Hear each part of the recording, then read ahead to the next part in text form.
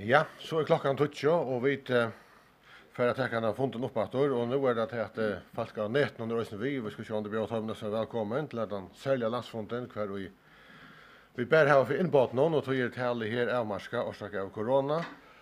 Men folk har nät någon är oss välkommen att sända spårningar in till att vi förra ta första för hänt nu är till att formar nu lastfällan Jakob bara Nilsen Lackmauer han kommer att ha sina frågor.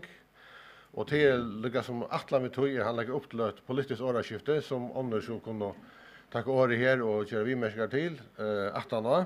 Men folk som följer via nätet är ju sjön ösne välkommen till att mejla spårningar in och det var också allmänna mejladressen som heter så är det ett sambandslockaren snapelalockting.fo. Så de som sitter spårningar till Lökman eller något annat kommer så sända spårningar in till vägen och så vill ta svära att annat. Så tas med nu vi tittar för att bara Nilsen Lökman och flaxformanne året. Kör så väl.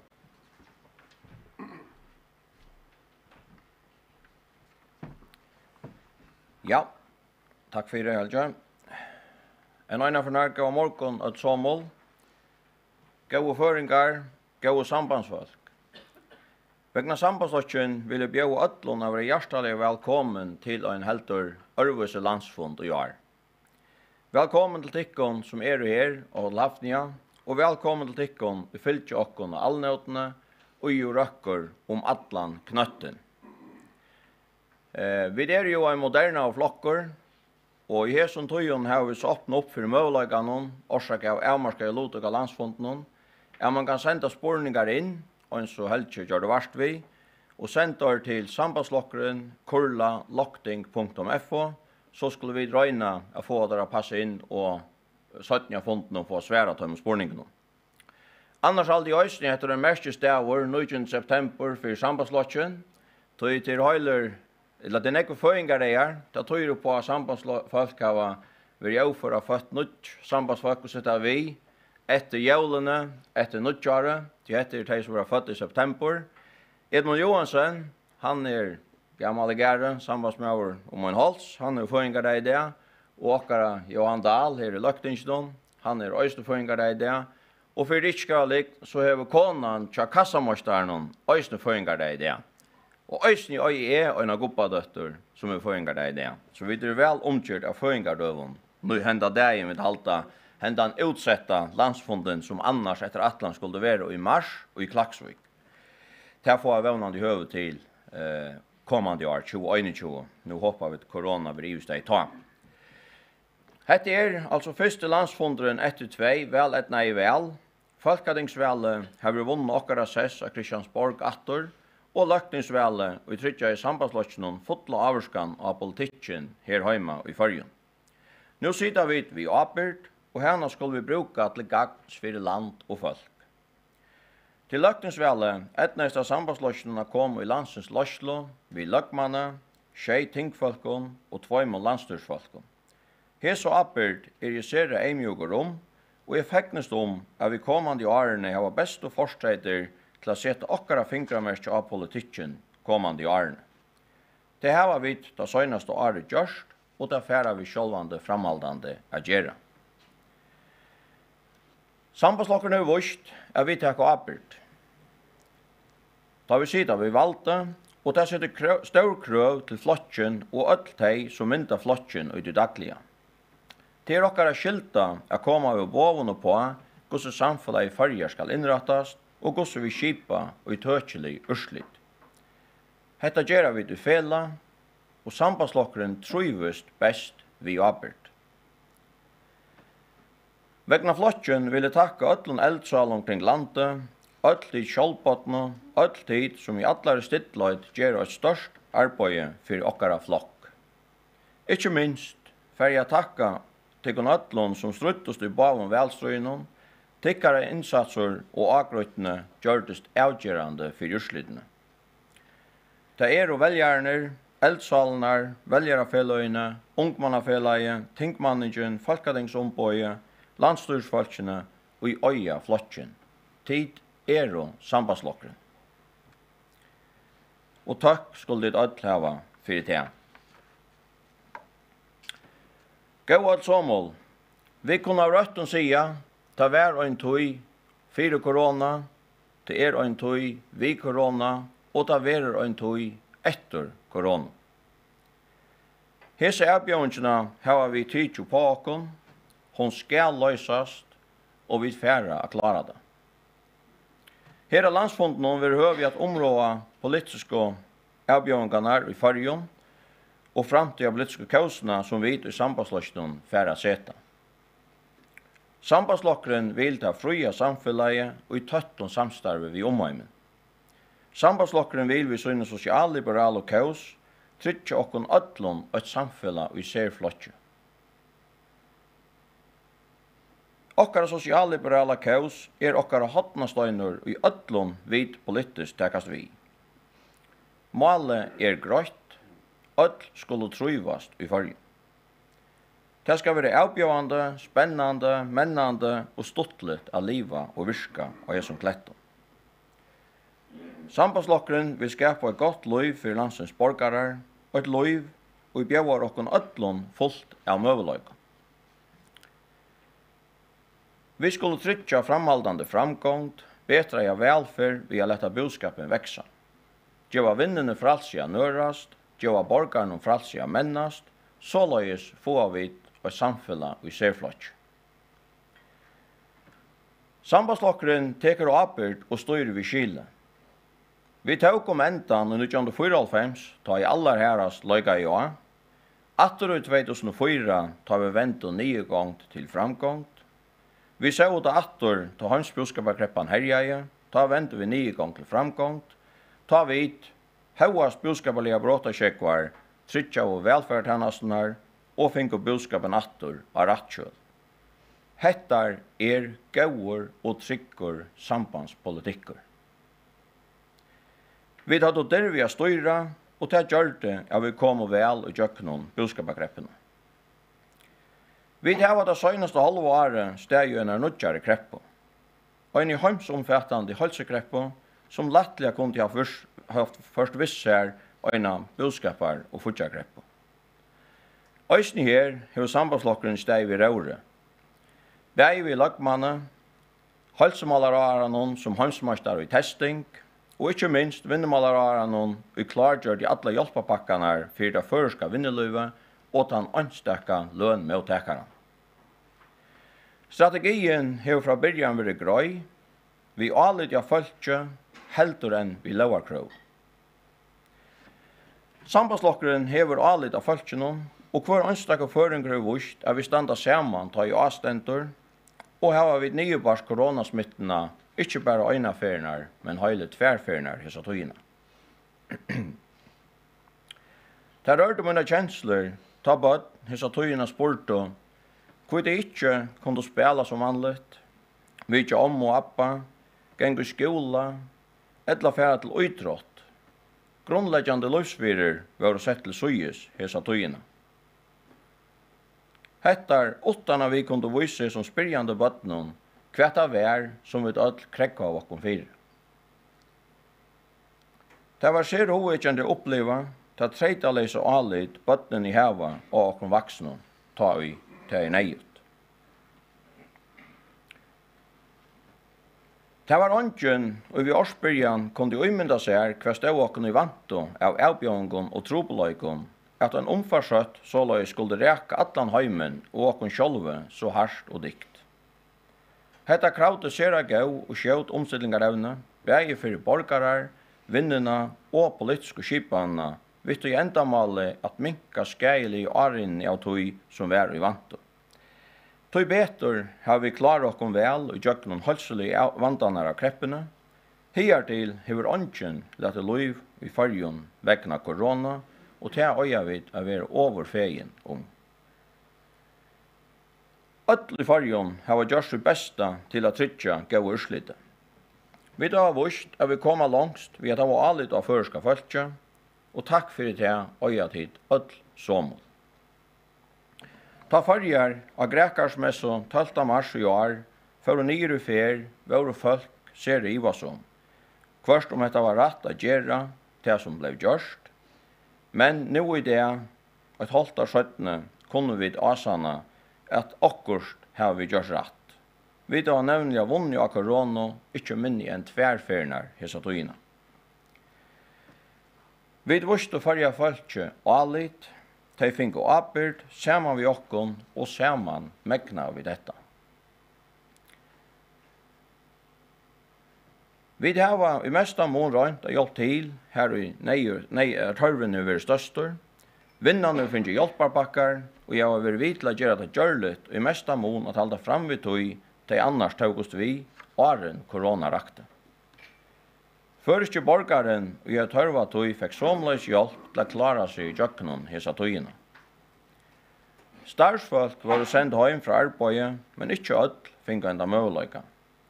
Då är en så välverskande välfärdssamhälle är det alltid nöker och må arbeta för att få samhällskjølen i Amela.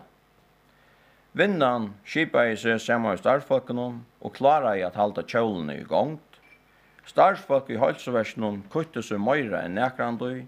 Starfolk av dagstavnen, skolan, starfolk av äldreökenen, aserökenen och ärastänes det samma.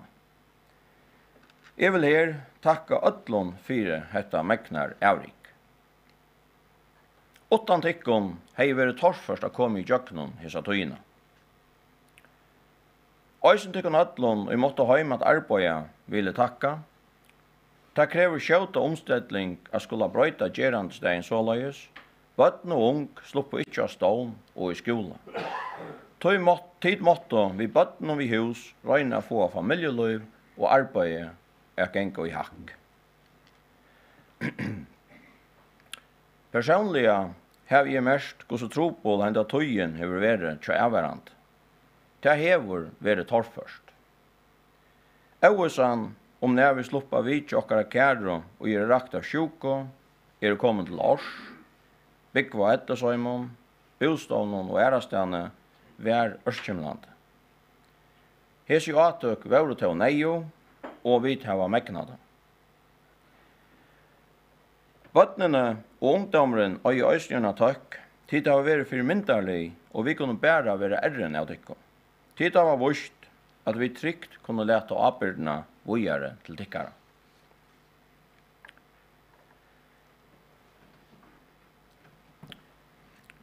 Vi lov skal land bytjast gammalt å sia. Hetta satt, men omfram lover krever det at vi har alit av hver annan. Hetta vustu vi det verste, og tuskil møvlet å bytja land. Det har sett så en særlig krøv å bruke politisk hekne og rønter å legge til rattes, løye og styre i jøkkenen i seg kreppene, og ikke minst å trykke et brøyt politisk samstarve så tøyene. Men til tøytninga mykje for meg å si at enda koronastøvan mestjer ikke at sambandslokkerne er glemt, hva stendet for framman, politiske målene å løse, og hva i lyfte givet. Vi tar hva nekk vi vilja fremje i verste, og nøkra vi som malen ferje nu at vitkjera her. Sambandslokkeren einaste verelige røykesfellesskapslokker. Vi suttja allar 4 måneder, og i samstarven vid Danmark og Grønland. Fralse fast best i samstarv vid ånder, begge fralse tja de ønstaka, fralse tja vinnene, og fralse tja okkara lande og alt tja paddelen. Røykesfellesskaperen et vinarband, og i alla tøynar skal pleiast og mennast. Jeg har vist tøyina som lagmauer finner flere fyrspurningar ur utländsk milon som vilja løse okkara velverskande røykesfellesskap. Og i enskon og spansk milon leser vi at omheimeren hikker etter okkara velverskande røykesfellesskapet som er løst for å skipa seg vid så stauron fralse og i fellesskap.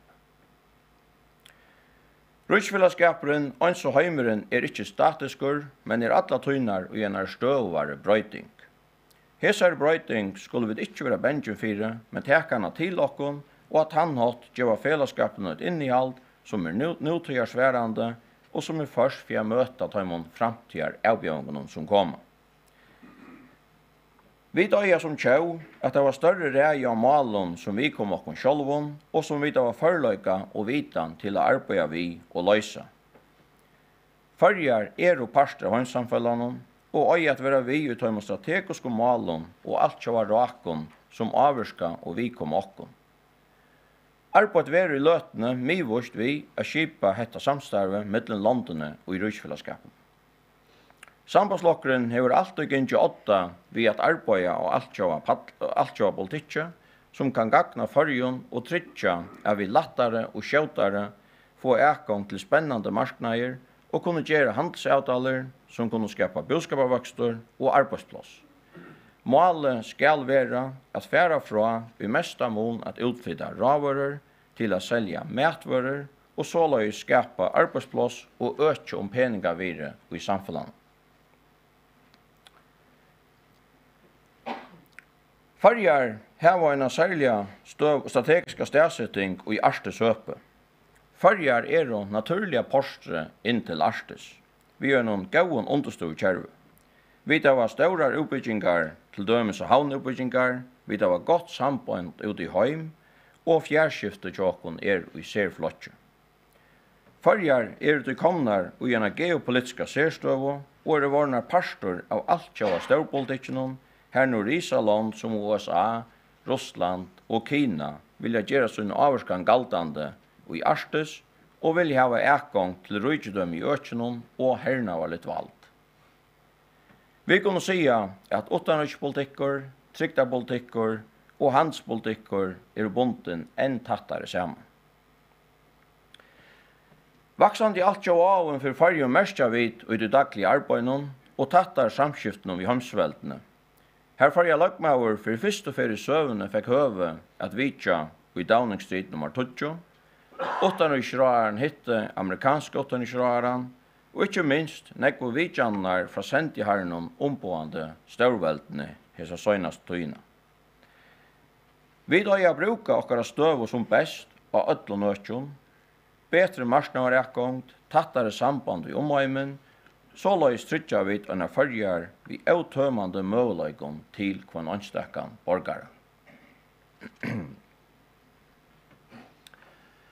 Ta vidt under velstånden i fjør var spurt hva en sambandslokkeren ville samståra vi, om det var jaunavflokkenen eller folkeavflokkenen, var okkara svær alltid grøtt.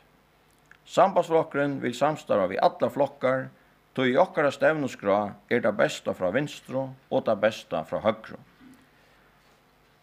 Hetta stand i framvis vi, sjølt om vi det sørste enda valgto færgjena borgerliga samgång. Hetta valgte vi til det var her vi kunne telje på seitjan og få som mest av okkara politikk gjennomført. Vi det var til ikke glemt okkara stevnuskra, og vi skulle framhaldande samstarva vi alle flokkar.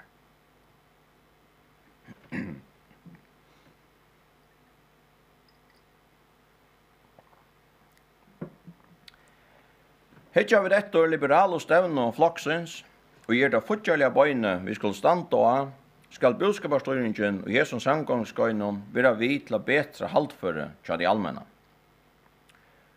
Om det bare kommer en nås i møte vi lagt inntøkken, så vil hadla fortjellåene, og til det vi oppleva i Jesu døven. Samstundet som truste størst av flere og betre allmänna tjenester, og her vi størst truste utreisler til landskassan. Tøy en framhaldande menning av velferdssamfellan neio for å skapa budskaparvøkstur. Sambandslokkeren heldur at det best at vi framlegger okkon til å betre budskapelig halvføre, saman vi en neivare utrørsel og styring. Fiskevinnan saman vi allovinnene ein av vinnelige hotnastøynene under okkara budskapet og velferdssamfellet. Tøy skal vinnan vita hva hun hever for å halda seg til. Vi skulle virusøkje okkara tilfondje, ur heven og mest møvlet, mittelen anna vi at alt skal tekkas vi til lands, og i mestan mån virusøkjast ui fargen. Øysnje fiskvinnlaget om brøtt såleis at 30% av botfiskavøyene skal omøyne oppesøle. Vi tog endamalet å skapa betre ekgang til ravører til det virke som ikke har fiskeskip etknytt. Forstreiden betre handelsavtaler, ekgang til kapital og lønnsomme rakstur. Det skal løysa seg. Enn til lengt om mål skulle vi menna mørvirking av landet. Virusgjetane fiskvinnene eller tilgången vi møyvirking byrja langt ta fiskeren ved vattur, og holdt i lesen av marknaden som konsumvøra.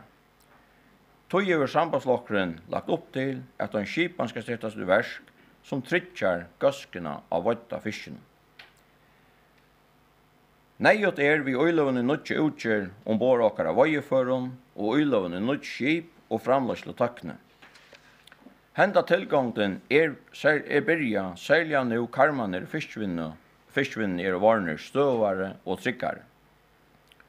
Vi tøtskelig vil jeg vite at omsidningaratlaner for båtfiskastånene skulle settes i versk, farger skulle taka lot og i ødlån vikommande altjå av samstørven i fiskvinnene, og vaks okkara rattende og ødlån heimsøvun, og trytja gagnuslo av okkara verande rattende. Norsk fiskvinnskipan samtikt. La meg slå at det holdt fast, sambandslokkeren hilde til vi får til vel og på. Sambandslokkeren trytja at kvoter vera til nødjar aktører i oppsjøvinnene, særskatter avsetter av søla veierattendon, om veierattendon i det vera selt og peningar utlodar til øyarnar, fettla 2/3 av vinningsnån til landskassan. Føringar koma at øye alla fiskvinnene i framtøyene, kjeipar skæren til at kjeipa veierattende lakkar månande, til utlendingar ikkje kunne kjeipa slutta tøy. Og antitrostmørsk fyrir verande aktører, og i tryggjar at misavnanen ikkje gerst enn større. Så statt lakkar sjølevirjar av veierattenden månande. Jo, sambandslokkeren har sannelig finnst seranegg av okkara fiskvinnepolitikk i Jöknum. Han nå i tråd vi oppskottet vi løtte for løgtinge i 2016. Vi nødde fiskvinnlagene har vi tryggja at fiskevei tilfanget og i vereløygan og farja faks og ikke bæra av papurene.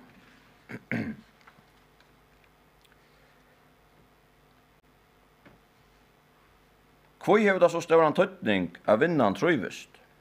Jo, til tøy av vinnan grundaleg under gauar velferd.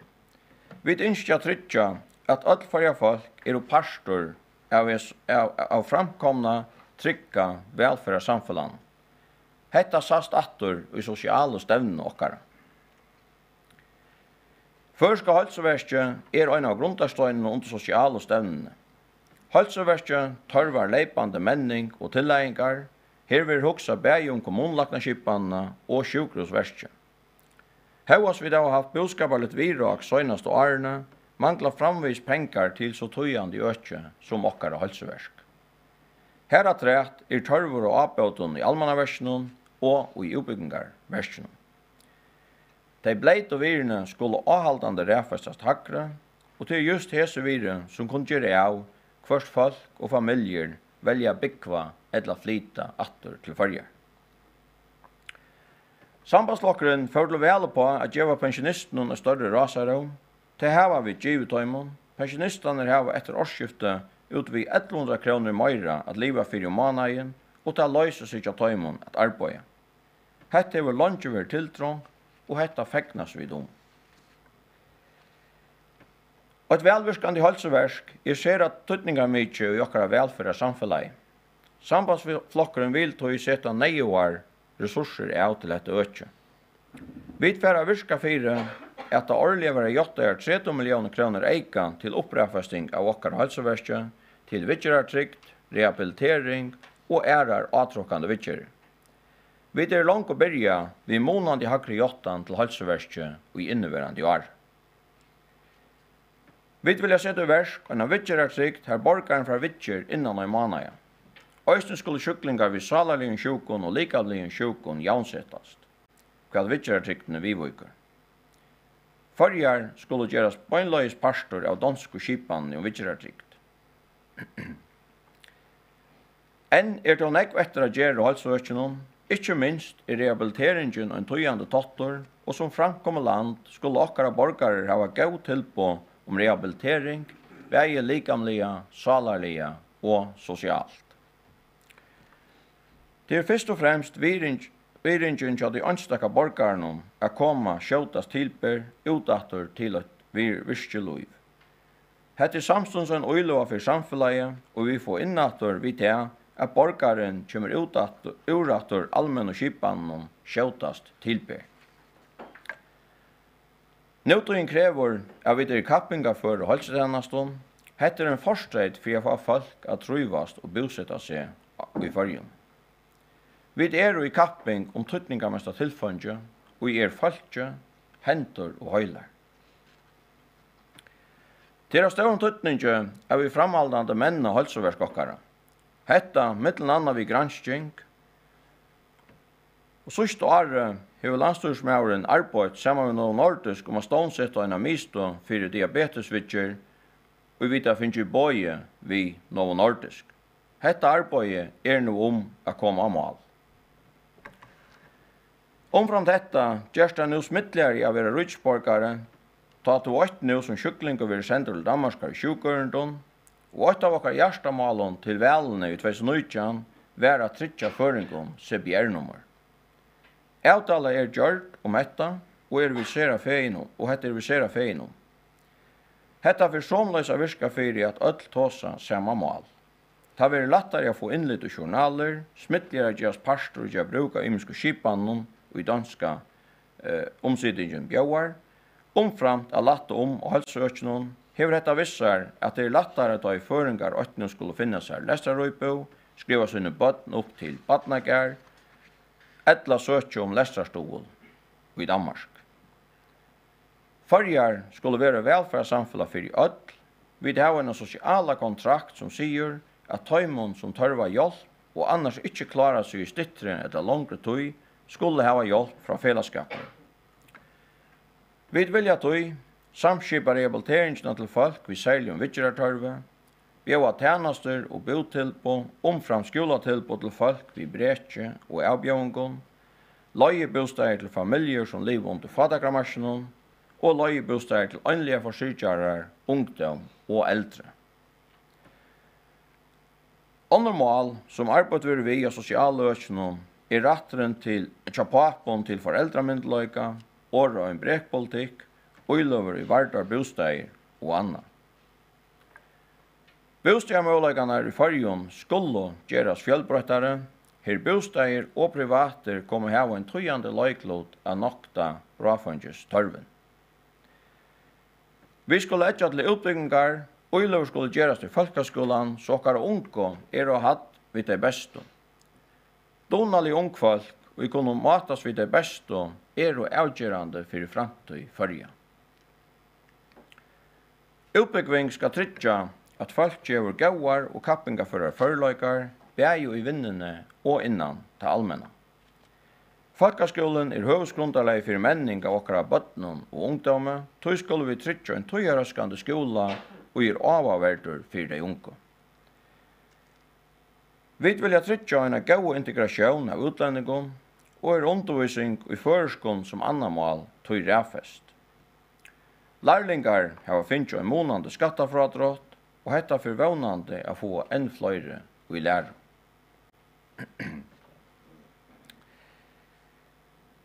Floksforskvinner og menn er innkattet til fundar om styrskipene av låna, og nå for å tryggja at alle føringar være jaunsetter. Søgnes og tøyene har vært tjekkast om høytene av politikerne i allmänna rummen. Til stor tøytning er vi få brøytes i høyte, så en kvinna kjenner seg som en kvinna, og at en maver kjenner seg som en mann. Ødløya er vi omtalet som ta kine til gjerne. Vi vil trykke okken at høytene i allmenne skipene være brøyt, så at en løgtingskvinna er en kvinna, og at en løgtingsmaver er en maver. Salarsjuka og likamlige sjukur skulle jaunsettast. Somleie skal vidtjøren av salarlin avrekve gjøres lattare. Lauaroppskott er løtene til vidtjører som trykker at ung i middelen 15 til 35 år får avkjøpes salarfrilige hjelp, så det vil lofta i gauare tøy, og så det kunne hjelpast og stolas til å fære ut i samfunnet i atter av en virelig hatt. Og i 5 år har Folkehelserådet, Farja politi, Amnesty International og Sifra haft kampanjer om at sex krever samtykke. Verløgjen er til han at i refselåne er neitøkka grunnt av harska og tvang, heldur enn samtykke etla frivillighet. Flere dagføringar neivar i refselåne, og hetta arbeid ferdig i gang. Sjálvande skulle 2 vera samt om 6, og det skal loven øysne avspekla. For jeg nå av malen om 100% værande orska av landet og i 2030 skulle tøk tekast. Vi var kvarst i råd etter tøy til å utsette dette. Vi var nødt til å handla, og vi kunne gjøre mån høyast vid det små. Grønne omleggingen og bjørskapavøkstring gikk hånd i hånd. Vi skulle markere okkon som undangående land og i omgårdsborningen. Det kommer okkon i godt år, og det kan bæge fiske og elvennen njøta godt av.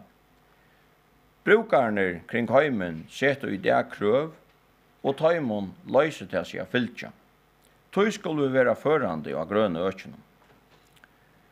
Krøv skulle leggjas av allmänna myndløykar, krøvene skulle avsette at grønne løsner skulle veljas i allmänna gøyranen heretta ber til, mittlen anna ta områder oppbygging av bygningen og kjeip av bilen. Det hever budskapelig en tøytning for vinnene at tarveren av elorsko i framtiden vil nøktavur og til en kappinga for en prøys. Her at rett kommer kreve om grønner orskoløsner og at vi forskåkken fra olje til værende orsko som orskokjelte, og en omstidling som øysene vil spære okken for nekvar 100-tals millioner til innflytning av olje. Neiet tøy skapa karmar for å kunne øke elframløsene månande kommande 20 årene, og at fremja en liberalisering av elorskoøkene. Hetta kan bæra gjerast innan et rymlig tøyerskøy vi, at öll teka tøk og sleppa fram et vi synnen hosgåten og løsnen.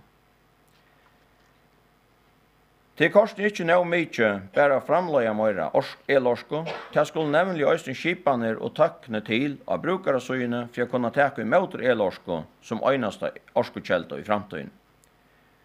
Det tøytninga mykje at disse brøytingar av elorskomarknaden vera framtar i forståelse og i gåen samstarv vi kommuner som jo vera av sev. Fer skal velja setast av grønne orsko. Vi har tryggja kapping og leta fløyre sleppa fram får vi fløyre mølegar til brukaran og nøyoksan innan økje for grøvaligjenten. Og forstreiten for Jesun at jøgnoskykt ned, ans ekong til ødlun, og brukaren kan velja. Sambandslokkeren vil at førjar skal være undangående land ta talan om grønne orskeskifte og i tolvmyndjene av veverlags brøydingene. Et år nå færre, så gjør vi tog og vi landsens løsle. Tøyen har vært spennende, mennende og avbjørende. Men jeg stolt av å kunne ombå sambandslokken i landstøren. Jeg stolt av å ta manning av vimmer, beie ta med folkavvaldo, og til kun ødlån, og gjøre et megnar arbeid for flokken. Vi har langt å klare at avrika fløyre av politiske målene vi setter opp 4 til vele. Onkur avveies, og andre kommer og skra hese kommande tøyene. Jeg takker for tikkere stål. Jeg får gjøre mye til at vi alle skulle kunne kjenne noen atter i politikken som framtør hese kommande årene. Gå sambandsfolk, så mange var årene, og vi hesson får jeg legge opp til politisk åreskifte, framaldende gåan landsfond. Takk for.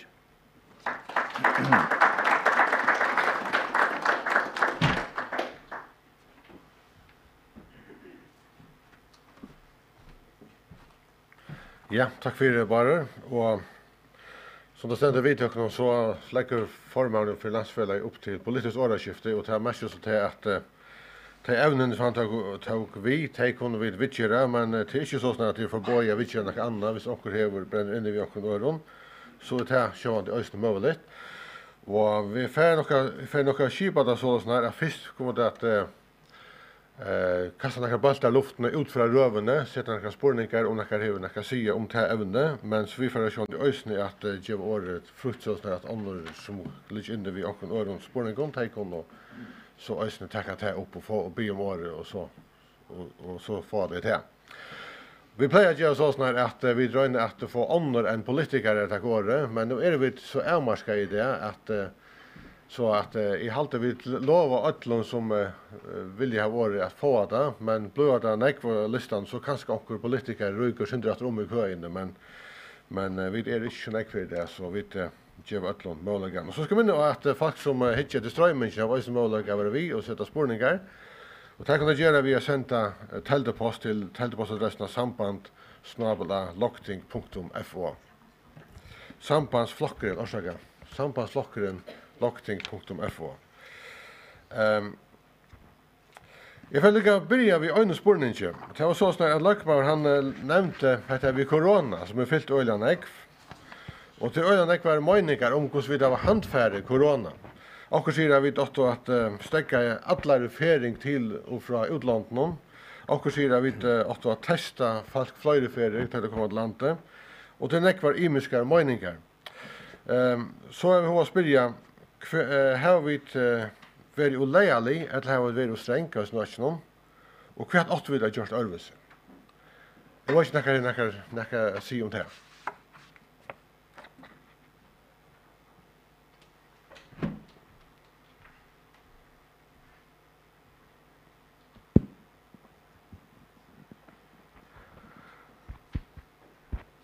Hade kanske en sån spårning som syntor trobel att gjort vi. Så låt mig ta en av tre som I samma bana. Och det var lyft nu sambandslösningen till Södernas lackningsväl det var att vi vill trycka kycklingon vidtjeratsikt. Men orsaka av corona så är orskan halsversionen väldigt rättliga avmarska självt om få har vi inlagt vid corona. Så många spårningar har vi brukt och nekva orskål till corona och lyte till vidtjeratsikt.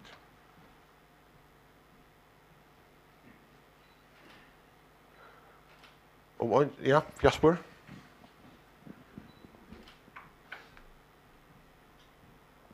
Ja, tack för det. Nu stäcker jag nog kötta som första spårningen samband med corona. Ja, jag kan bättre också lyckas spela in till det. Snacka som kanske flöjde man över checka nek om till att vi först ska jalta för testingar.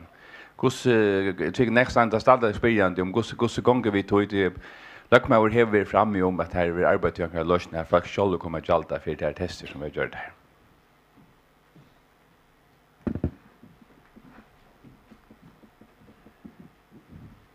Ja, hur vi jalting. Lökmauer släpper oss svära. Så att det är något annat som jag kan säga om dessa våra spårningarna. Det är bara att göra varstvise. Edva? Jag tar avvärder och tar tutningar akkurat som tog vi tar väldigt i. Men man kan alltid se hur man giver för få är vidger och hur man brukt för nek orska. Det kan man inte ordentligt förutsutja till att vi var östne rättliga nek vad corona börjar vi. Men I allt man gör det fantastiskt arbete för att och så kommer stå 8-4, alltid över 4 minuter lätt. Men alla ökter och det landsjuka som skulle se inte vara klar, visste det uppstod till att det var rättliga näck som fick corona. Så tar man här en tillbyggnad så tror jag att säga att tillbyggnaden må för näck vill få lite. Men så inte ska man helst komma förlängt att ut till öron till så vart det ganska avgörande att komma att hämta in natter. Men visst vi så för och att det var rättliga näck utbrott och det blev rättliga näck inlagd. Så har man sagt att det var gott att man var 4 år.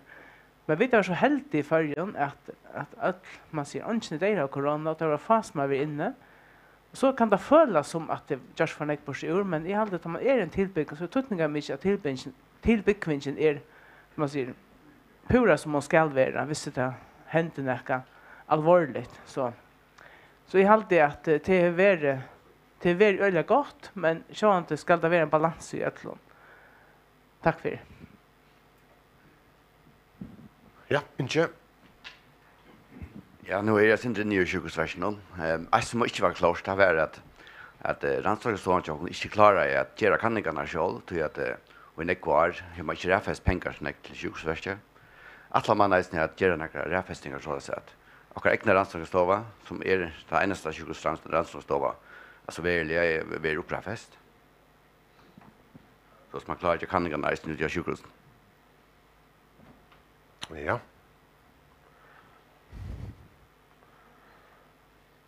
Kalle, jag tror vi meldt den här. Hur vi vill göra tryckt och hur vi corona?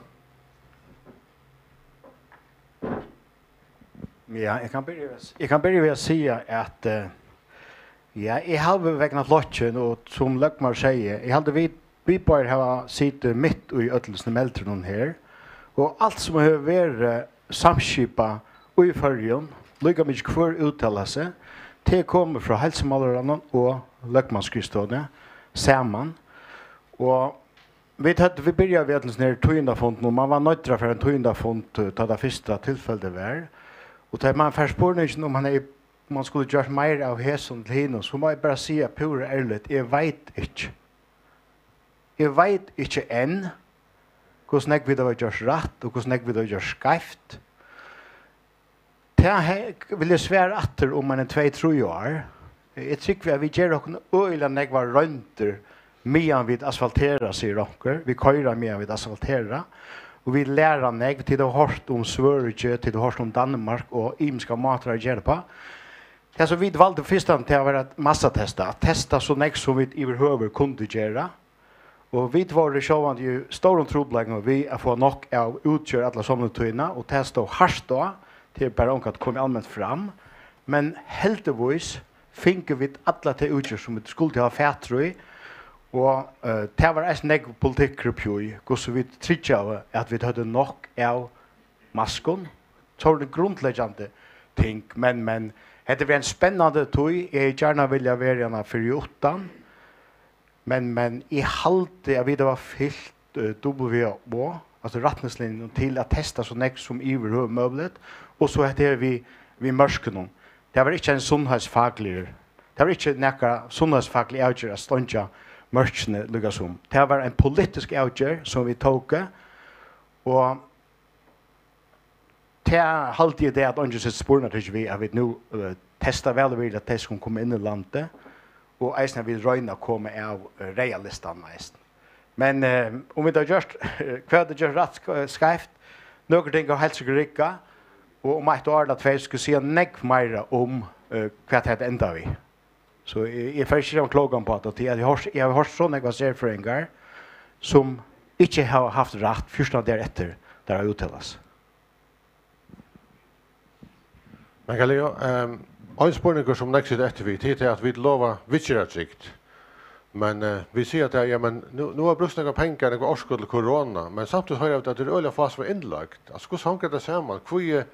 Kvui har vi brukt några årskuld till en sjuk och här så får har vi inlagt.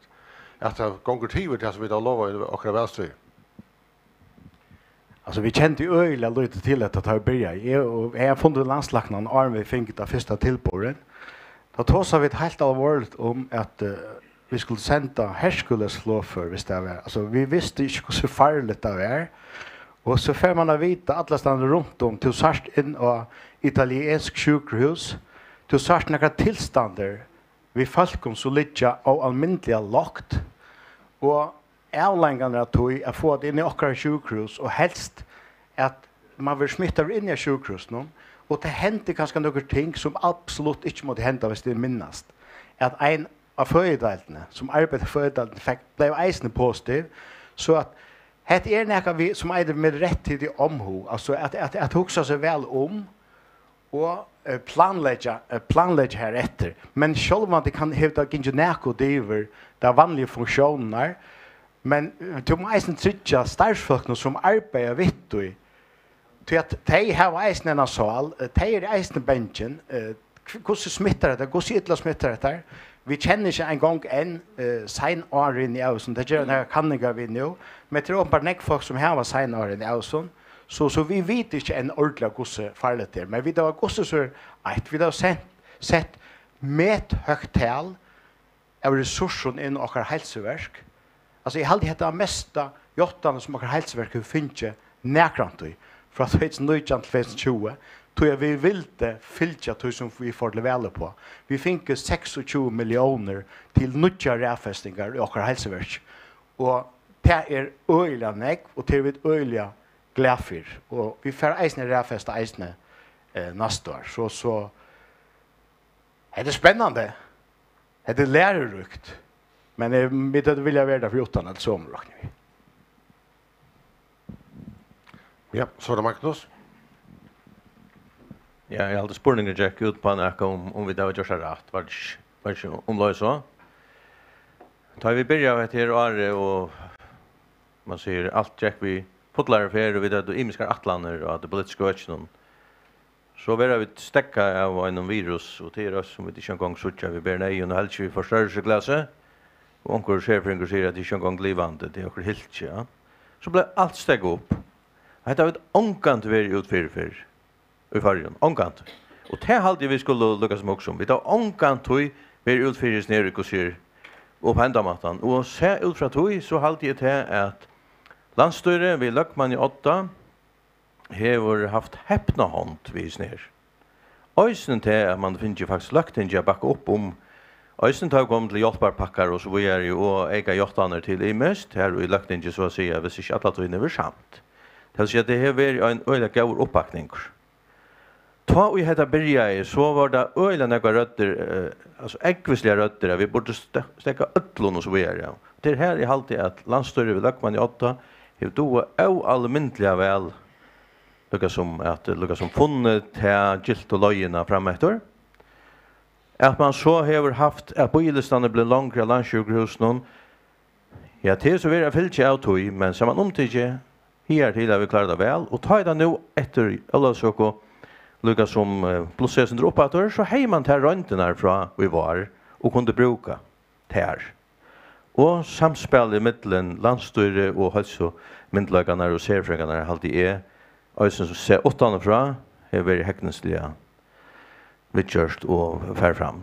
Det är min personliga mening. Ja, tack. Anna Falkenberg som sitter vid telten hon säger till att onkel spårningar kommer in utanför som är vi vet inte vidgjørsikt så Anna jag vet inte du ska läsa den upp. Ja, jag läser han upp. Rätt, han är såljående. När vi föringar gäng och halta till om hjärtnar eller knö är sliten, bojutugin är sera långt till vidger och somlais eisen långt till samtal. Kunde vi vänta när kan bäta och kunde vi få en av vån om att det kött blir till att få nej och vidgern och i följen. Är gång till malen om vidger är tryggt och vara flera ortopeter sätter till uppgången. Öliga grejt. Ja, kröj spårningar, jag vet inte. Ska vi tacka svär på en av Edlandan, eller vad?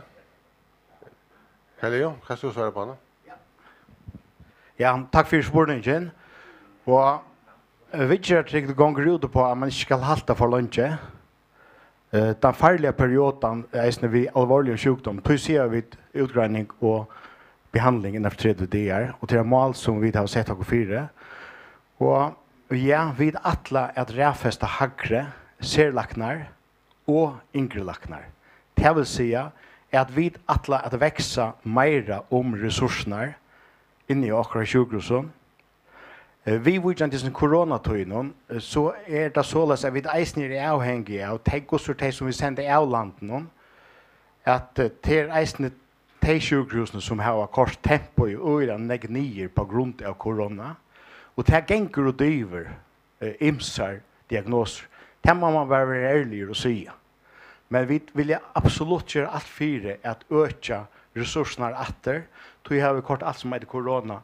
Det börjar nu en av första dörren utanför huvudsjukhuset så att man kan häva framlägsna till det så kallt men så att man kan köra tempo i uppåt. Så vi vill att sätta resurser in. Ja.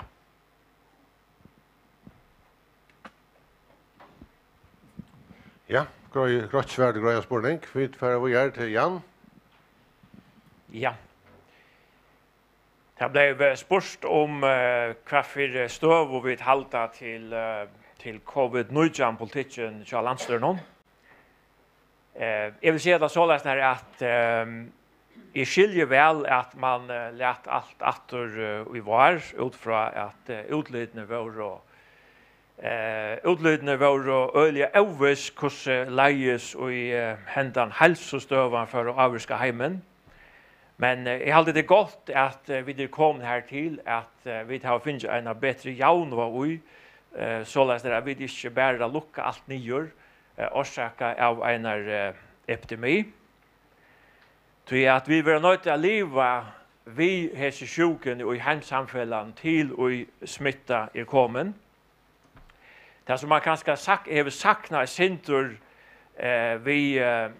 vi tog baltjen som vi sitter og tidlig avgjer og hesen og øsnen at han boskaparlige pastren ikke i nåstora mån hever pastor av fyrradjengararbeidet tog at det kan være at WHO og av fyrradjengas epidemier at det helselige øsnen men heimsamfunnet har ikke fyrradjengas til det boskaparlige eksperimentet som det at lukka langt nyer. Epidemier nekka som har vært i oppdragen heimsøvna, og i 1846 lødde 6.000 føringar ved mestlingom, samfellet helt affram, kjøttnoviskingar fører grind i Vestmanna og kom heimater ved mestlingom, men samfellet var nødt til å køre videre, og i 1918 rakte den spanska sjukan, i 1819, og heimsamfellet var nødt til å køre videre. Tog halde det tydningar mykje vi halda jaunvajna ui råste landstøyre for at man har lagt større enn dette at testa så nek som gjør det til å vise at så fær man hilde smittene nere. Men vi kunne ikke bygge oss inn i førjon fra oss nere. Ja, gjør vi til så fær det større budskapelige avlengar. Vi må minnes til vinnan hever tydning og vi må kunna komma tjökna detta vi sjukene og sylinjene og vana at det stora arbeid som blir gjort for at finna vacciner at det eisne ber av mal.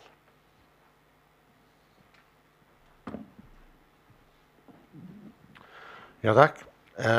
Ja, det er ikke Iva så at korona til en hotsekreppa som øyla kjøtt kan bli til en boskaparkreppa. Og til affär med att för vi har nästa spårning. Boskaparai just kommer vi sin årlig och hästfragröjning här det mellan till att man kvart trackar spiten eller bromsarna. Och det mestjur är att om corona håller fram som ta högst sannolikt ger så får det ha hall av fortjällen. Tackar vi under vi att vi får köra en tog vi hallar. Det är näka som har näka att säga om det.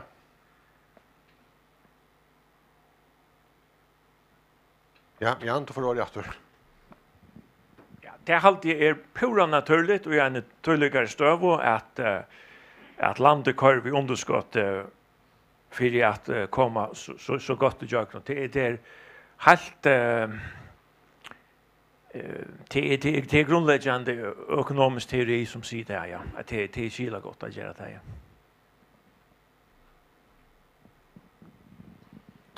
Ja. Det är annars som hoa säga när jag där Beata. Tack. Ja, nu vet jag att det är några vi boskapar jag gör, men jag kunde huxa mig att ta en vaccin när en för kemer. Hvis hon kemer, det vet jag inte. Här vill jag läsa en kapping och öch någon. Men alltså kvar ska betala för det inspröjningarna som man ska leva ta. Vill jag ta att fall så ska betala 350 eller 400 kronor per hött.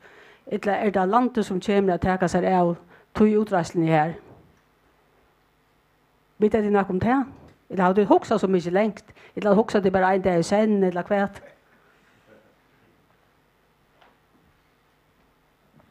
Huxa vid en dag sen. Här släpper lag med våra svära att han tänker samman om. Och kvar ska det rinta för det här. Frimot.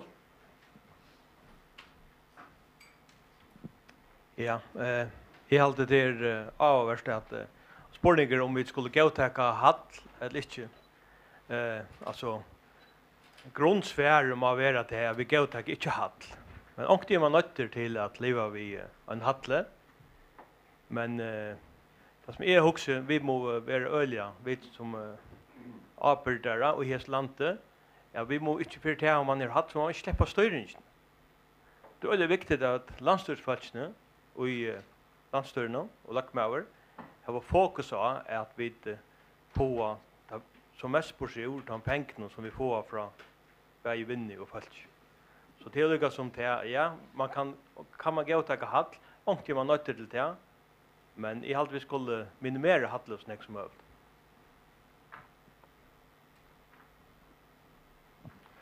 Ja, tack. Så var det Edva. Ja, tack för det. Det var näkert det samma som Frimot var inne, ja. I allt hvis man skulle komma ut och sagt att vi skulle inte haft kommande år, så visste man att det var nekvar tjänster, goda tjänster och landsborgare som man var nöjd att skärpa in på och kanske stäcka upp vid. Så det är myntliga tutningar mycket man har helt i kjolen med landet och att kan önstaka borgare som färna goda tjänster och inte ver som man säger eftersett och grund av att det är covid-19. Så det är alltid men pröva samtidigt att man hickar in i kvart landsstörre och tar pengar som vi har brukt i det tar som man säger välja till gagn till borgaren. Det skulle vara så först och främst kan det kan samstarvas bättre om så att man får mer för kvar krona men det att man har haft i kommande år det kan inte komma som några chock. Jag har tutningar mycket välfärdstjänsterna vara varvåter till gagn för önkvanföring och vinnan ösni över man talar leja som hon kan utan att allt stäcker upp. Jag ber att lite vimmersing till det här. Ja, vi färs åter till teltepostar. Det är 2 kronor in. Jag vill tacka bara till Øyna först. Ja, den første snur seg om talgilde førjar, og han gjør såleis. Talgilde førjar ikke børst en undanførsla for å bruke dangst nemlig det? Det ikke skøft å bruke nekva penger på en nødja løs, bare at man ikke vil ha en danska løs? Atla sambandsflokkerne stola hese atlan, og vente henne bætje, etla hvert støva, hvert helte sambandsflokkerne om talgilde førjar? Ja. Talgilde førjar kanskje nekka som ikke så rævnek, for jeg var sett så rævnek, og jeg har en sterska mening om, men jeg vet ikke om nekka hev nekka. Ja, Løkmar slipper Sverre 18 år, men han slipper ikke på en ved. Så Sverre kommer nok, men jeg også mer om nekka annar hev nekka sige om det. Jeg er ikke, ja. Ja, så det stender i samgångskjelen at halsverskeren i talgilde førjar hadde øle områdende, at kycklingar släppa fram mat så är journal man kan få tojer och man kan göra annat så vi lacknar båten och vad är det alltså det helt helt det är så att vi landar runt om man släpper visst man ankor som är nere i kycklingen så släpper man in en sån punkt där kan man söka vad det görs vi alltså vad journalen säger så jag tycker det är väl områden där vi får räfesta pengarna till så sätt att halsverk kommer in nu det helt helt förgör. Så, det kan det bara vimmela. Ja, tack. Och Løkmar kommer så 18 år vi synder utdypande av oss nær. Jeg vil ikke noen annar hevne å si. Dette er kanskje ikke et evne som er så rævelig spennende at si noe om, men vi tar en annan spurning som kanskje sitter mer eldre i. Anna, hva sier han? Ja, han snur seg om tunnlar. Alla sambandsflokken lägga alla tunnlarna samman och alla sambandsflokken att allt ska täckas ur alla tunnlarna framöver så man lyr och jag fortsätter samfärsel och utbytningar framöver. Tunnlar och tunnelskjalt. Jag vill näka mening om det. Och inte näka mening, ikke nu. Gunnar. Ja, jag vet inte att jag vet att det tog ihop någon att man tåsar om att lägga sig tunnlarna samman som här var allt och idé och brukar till att fortsätta här uppbyggingar och tåsar om att det är en samhällsfast lösning. Det är det bara ur övrigt. Det är avvis folk som brukar tunnlarna och det är inte folk som brukar tunnlarna. Det är folk som inte brukar ta tunnlarna som ägg. Så det blir alltid koncentrerat om några avvis ökar och några avvis folk som bygger avvis ställen så jalta en bra part av tog och tog det ur högst en samhällsfast lösning. Det som blev skott upp av kvarfall lokalföljderna västjo i Norröjden och kanske resten vi diskuterar samhällslösning till hur så kunde vi välja få samhällsfasta lösningar. Och där är då alltså delta ut i allt landet, inte så att när att dömes huvudstäder släpper att jag börjar ni mot till att vi skulle ju till huvudstäder för att få fler av de allmänna tjänsterna. Och då är det så att när det verifieras till och ut ur hamnen för att få ägång. det ikke lykka for öll, da vi skulle gjalda begge kostnaden av å køyre, og at gjalda et bomgjalda træt. Så at lägga allt samman inte samma sorts lösning. Det är nämligen en äckliga avmarska för vi vid att allt högsparten att vi. Ja, tack, så var det Birger. Ikke ovanta, så var det okkur Vavon og okkur Norrøkjen som var først til å si noe mat der. Jeg vet ikke akkurat om tunnelen, men jeg vil takke for Jeg vil først takke for å gå farmarsfragøying, og det er døylt å høre alt som ungdom kan glede seg til. Og her vil på ungdom lykke spørre om når vi leser om det konsultjenlegget til Bologna-Sottmal.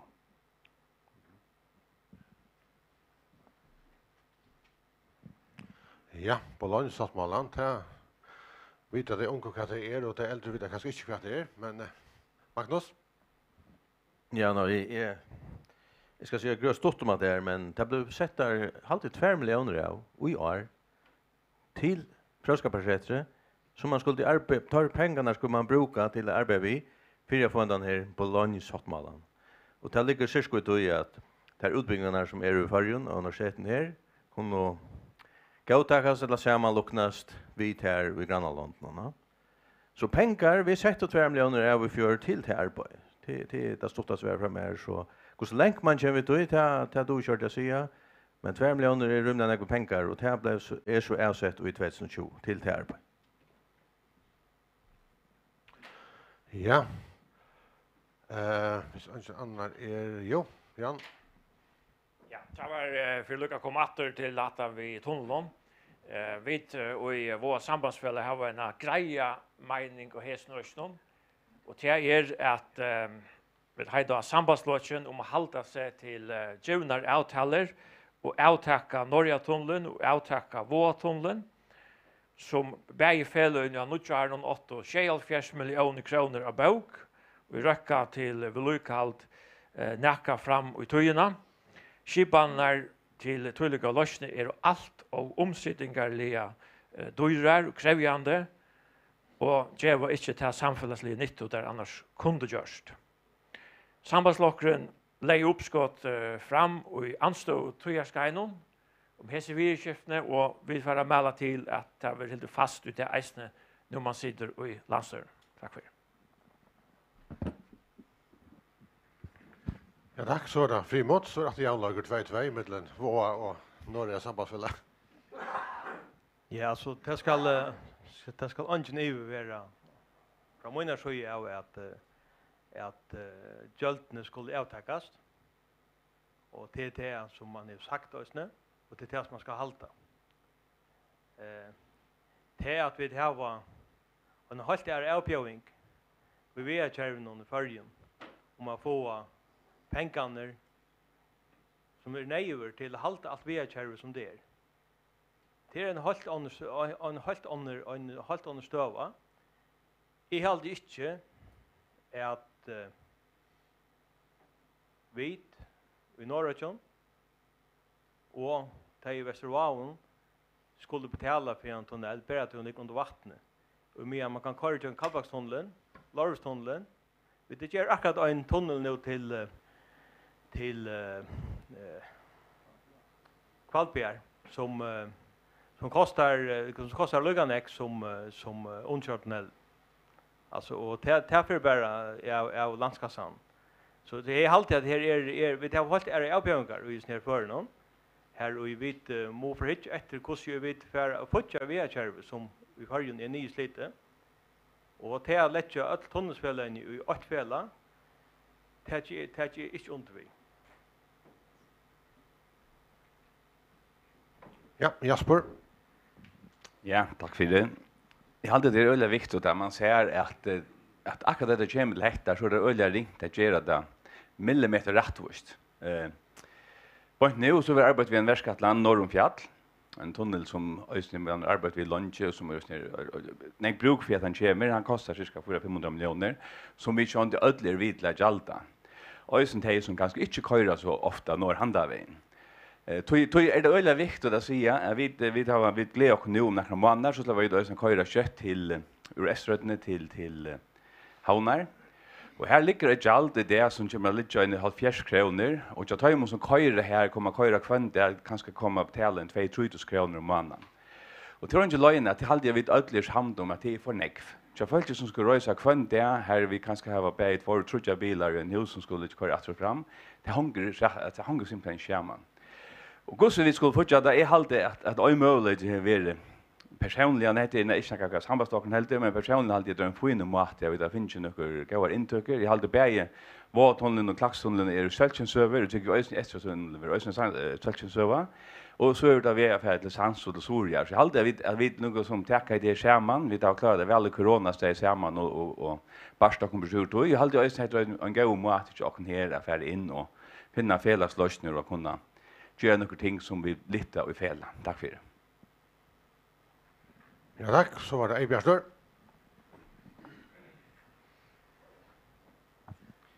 Ja, nu är Våatunneln ombord, Norratunneln ombord, Esskjærtunneln ombord och nu är Soratunneln ombord reisen, så jag säger något som. Bara det blev sagt att Soratunneln är klar i 2030. Är det inte?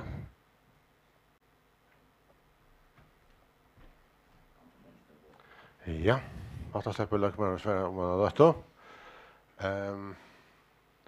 Jag hade vi tacka ett nästa ämne. Lökmar nämnde det att sambandsflocken han ska kunna samstarva vid alla flockar. Men för att kunna tälja besejtjan skulle 2 stora flockar vara vi. Söveliga så sambandsflocken vara mest samman vid jaunaflocken, ett flockaflocken och det vid bavon. Vi tar väl lite samman vid kövölt. Nu är jaunaflocken meldt ut att han vill släcka samman vid flockaflocken så nu ska man välja annan. Senast var det bara möjligt att tälja besejtjan samman vid flockaflocken och 4 här är det 8 år sedan. Ta var det 9 år sedan. Ta kunde vi bara vara samman vid flockaflocken ösne. Och så må en spårningar. Ta vi nu ska välja mellan flockaflocken eller jaunaflocken. Ända vid för ofta samman vid flockaflocken. Eller skulle vi kanske för rönta för samman vid jaunaflocken nästa för. Är det någon mening om det här?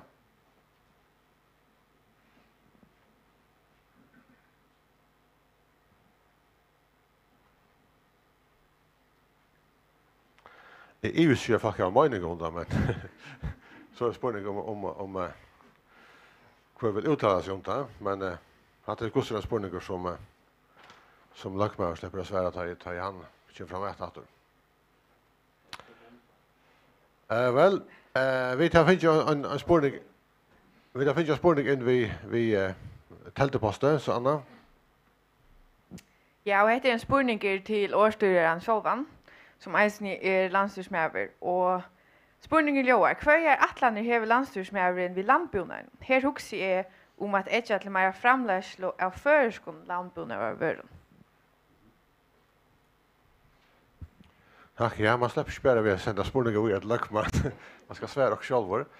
Ja, det är inte så ivigt att vi att få oss några lamporna var framlagda förrän som möjligt och tillnäcka vi tidigt efter att latorna.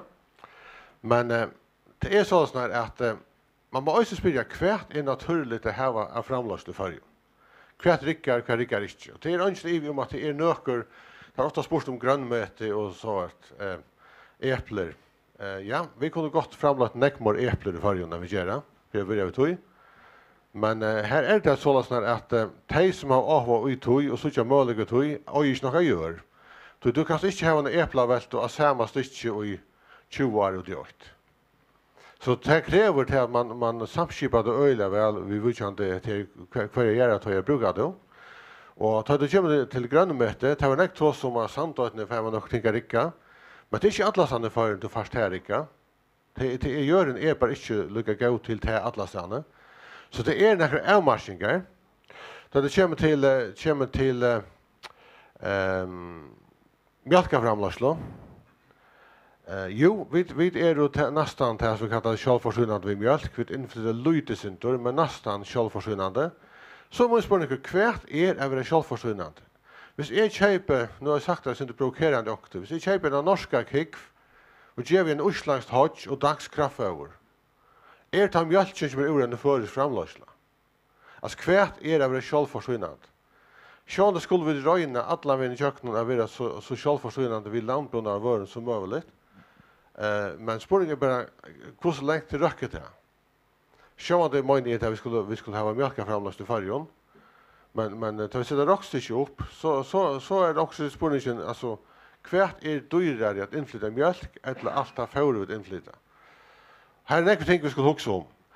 Vi har haft troblagar vi kolvon, alltså tarskolvar, det har blivit skottner bort efter där kolvar och två till borstor.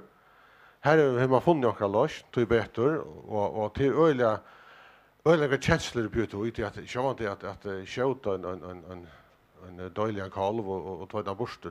Det är något som rör ett annat så vi och alltså vid öja att få några beslut i. Men det är inte för ekonomi utav, det är det. Men det är bättre man funnit några lossner och man arbetar via vitt. Så målet är sjövant att vi skulle ha så nekva egen framlösla lamporna av som möjligt.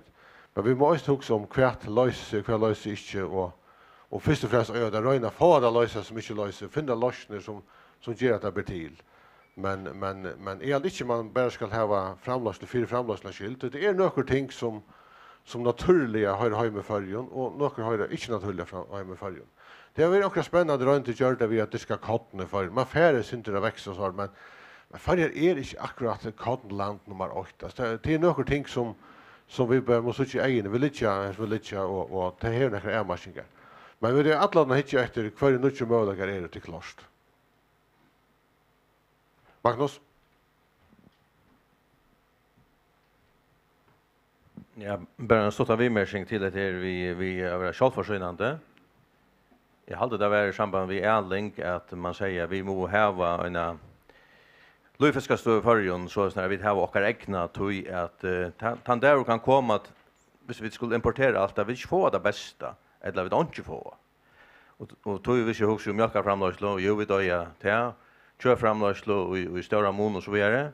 Men tar vi maskiner som vi har Lucas som EU-skipa till där vi har en röntarstöd som inte fungerar som en röntarstöd. Alltså hvis röntarstöden vill det sagt fungera i mer som en röntarstöd så kunde hon vara som säger vad ska nu för att fokusera på detta och det blir väl till sandötne hvis det är grönmete. Och Lucas som är röntarstöden här i det professionella fallet var det här ganska var så att då kvärt och löser sig och kvärt och bertilan. Det är bara något som tar vi med sin är röntarstöden fungerar inte som röntarstöd som man också att ta sen.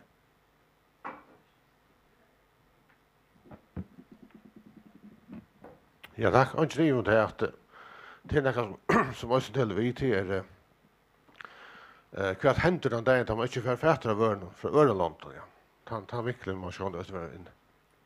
Jag vet inte några andra hur några säger mat här. Om inte så färdar vi till nästa ämne. Låt mig säga att vi skulle trycka göskarna av vatten fiske. Vi tar ofta skip och båtar för samma pris för fisk. Lika mycket hos göskarna är.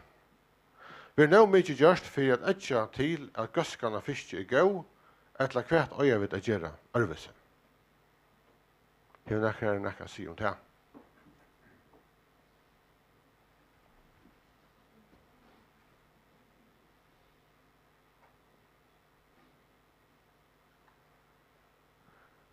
Här är inte snäck.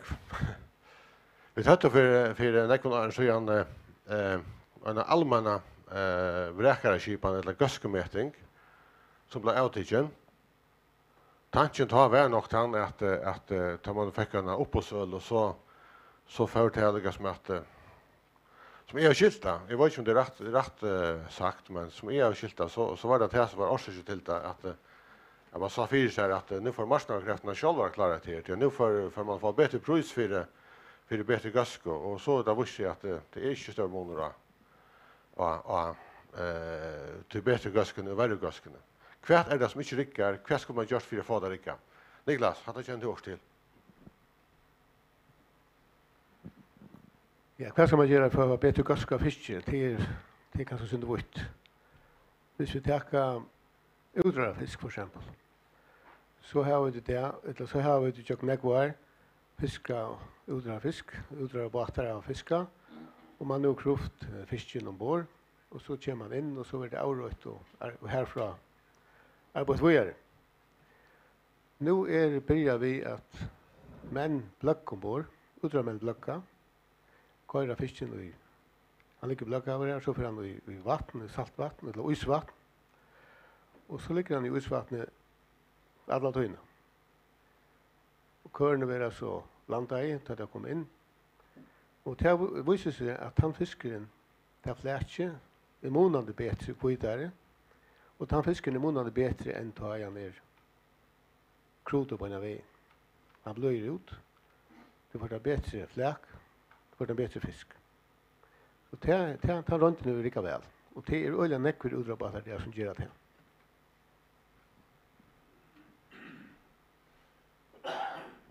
Men varst du om det har större avskat av prisen?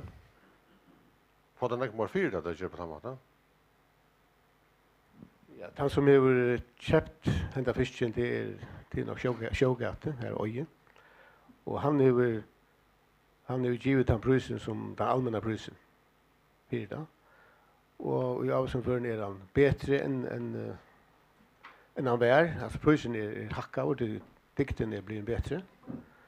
Och ja, men är nökter, ja. Men är väl nökter vid prisen och visst är väl nökter guskarna. Ja, så att det utan det var en över affär. Jag vet inte några andra hejer näka sig om hattar. Om inte så för vi vidare. Bostadsmålagarna i Färjön skulle göras fjällbröttare, säger Lökmaur. Kvärt är sambandslocken att lägga mest detta i två sambanden. Bostäder, målagar, hur näkar hoa ser näkar om det.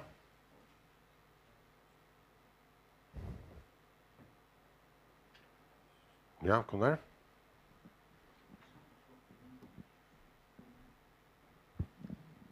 Ja, jag hade inte nyg om det att det är brödningar till i Färjön. Vi är färden från en tog här som vi konsekvent byggt och egna hus i alla fall. Utanför hamnarna är kanske inte mer tradition över i hamnen att man kan leja, men utanför hamnen är det väl där man bygger sin hus och så bor man där resten av livet.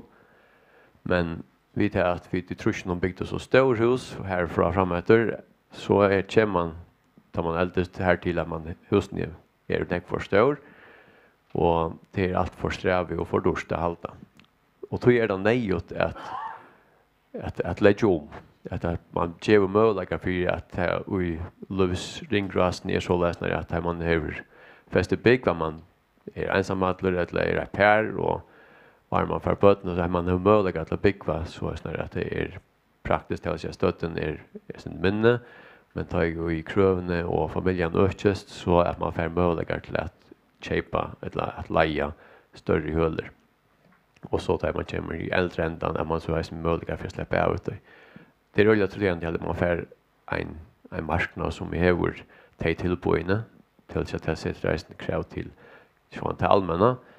Att de bostäder som är varit här fällar som är byggt, att man bygger runt om i landet. Och jag har alltid själv till centralt man har byggt såna nu blir kanske snacka om havnen och inte, men bygger såna i havnen här som möjligen är och det här som tillbörjande är näck mera. Och här är här som det visar sig att bankerna kommer lämna näck mer pengar ut till det som är byggt i havnen. Det är att man inte för ett land för en hus som kostar 2 miljoner byggt. Men hvis du flyter til havner som og familjerna så har først knappt 1 miljon om man har du kan bygge for. Det gjør alltid at bostäder alltid kan løyva seg å prioritere det som ikke er lykka kappingar først, eller det som er land ikke lykka lattfettla til å si ut i landet. At man kan gjøre noe mer av det. Så at man som bostäder bygger i 30% og i mist er ikke noen det alltid liksom till det här ut av rökt nå väl från någon annan mest av månad privata så att ge vad till på runt om landet någon isne ut då det är alltid man kan lägga av bostäder att prioritera det. Ja, tack Jasper. Ja, tack för det. På samt vi Gunnar att vi har som det nämner att jag tror det är harmligt att det är lättare att få lån till och de större bygden och alltid det är ett öle störst problem så ösnö jag tar öle större allvar. Vi gör det lättare möjligt för folk som inte har byggt hus och byggt att hej ösen skulle få möjligheter. Här är det flera möjligheter uppe att vänta i halvtid ösen att det må komma lösning på det. En annan som är näck framme till är ju samma det sommarhus att kommunen kanske få lov att lägga gäld och nu är ju själva sommarhus och jag vet att kommunen har gäldan näck 4 ösen för det. Och det hade ju man rymligt att sommarhus när kommunen ösen får lagt gäld att ja.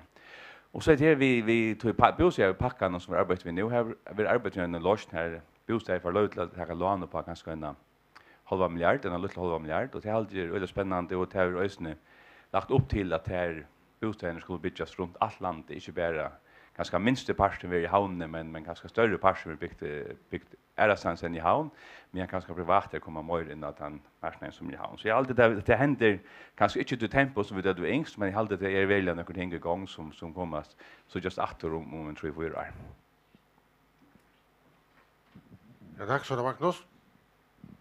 Ja, hade en öle stor spårning och jag hade Gunnar värn jag några då som men det är inte fullt under vid det är vi att alltså det är ölen bra från man byggde sin egna säthus och så kom nästan återlig byggt sin egna säthus nu är det helt arvus och ta är det vi skulle lucka som här så bra i vifterna alltså vi skulle ha loje bostäder kanske loto i boer och vi kunde kanske bröta också innan för matrikuleringsna till dem så att man kunde frammatrikulera vid en stor hus så snarare att de kunde köpa ner hattarna och så vidare alltså för jag får det så fjällbra som möjligt så är bostäder görs näck gott men det som ofta är till alltså kvätt är ändamålet av bostad. Kvätt är det bostäder ska göra.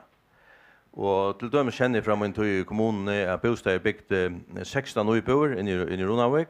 Här man just avtal vi allmänna råje av 15 kvar fettler till de som har bruk för kanske hjälp. Kanske vi människor här men klarar sig nog så väl. Så det är man att bostäder ösni hur vi lagt om tja time of folknon så att han bojelisten stittes till att det kanske ända eller släppa in i en uibo stän för jag samboile. Så här det alltid är ordentligt gott men akkurat som en sättning för kvärt är bostad sätter värna till. Och kvärt skulle så det privat då. Vi låg så kanske en portal i Joshua det att en privat företag så vi kunde också kunna bygga allt truschaträt alltså. Men man kanske saknar grundstycken, ja. Och här tror jag att sammanspel med land och kommuner, ja. Kommunerna kanske dirka sin rättor. Ja, men hvis vi istället för att sälja grundstycken kunde längt till er löja grundstycken så fick han som är i hoa bygga sig en traditionell hus slapp han fra, eller familjen slapp fra att jalta han 500 000 här och nu fyra grundstycken. Alltså det är så öjla näkva bultar uppe i luften akkurat nu så jag vet faktiskt arbetar vi en bostäderpacka. Så här är allmänt och privat och kvar skulle vi så som lökting vara ojesnera och kvar skulle vi som sambandslockor vara. Det är en öjla stor spårning men det är en spännande uppgave och det är alltså näck som har bruk för att få en bostad. Det vet vi. Men en flexibel bostadsmarknad sammanspel med land och kommuner allmänt privat så tycker vi komma rätt långt. Ja, tack. Var det några andra som har gjort sig upp med här? Ja, Jan. Ja, det blir nekve avhørt sagt om bostadsmarknaden. Att det bara lycka att lägga ett träd och det är att i all det att det borde vi given större heimel till kommuner att här kunna till dömes avsätta bostäder skilt och i en avsamon. Det är några kommuner har varit oss om det. Så läges att inte bostäder nummer 2 och 3 tja öron folk är vi till att lägga trust och som gör och i landet. Ja, Kaleo. Men jag hade really har varit man säger att förbyggt man sin egen hus. Och spårningen är nu hade jag rätt principiellt. Hur bygger man sin egen hus? Några? Till det är det nog att säga så kvart är trupplägen. Jag kommer alltid bara huxa om 2 ting alltså. Kan man skulle bygga hus för gossor tror jag man brukar för grundstyck. Eller och som hus ska stanna ta kan ju ut från det första. Och hittar att få fotching. Och hvis man inte får fotching runt om i färjan så det en trupleik som alvorligere og som eier at løsast eisen politiskt. Men i havn ser det ut til at priser fer så lengt opp, altså bare her ute som vi her, et dobbelthus her ute, ikke særlig størst, altså. Jeg har alltid gjør hva boi kommer opp på 4,4 millioner, det er nærskast 5 millioner. Det er ingen mulighet til en unge menneske for gongt vi en sånn pris.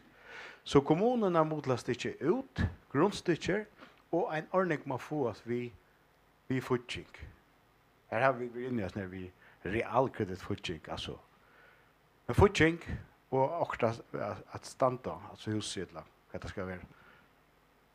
Det att falskni är inte donar i det än, alltså det är så. Ja, tack så det Frimod.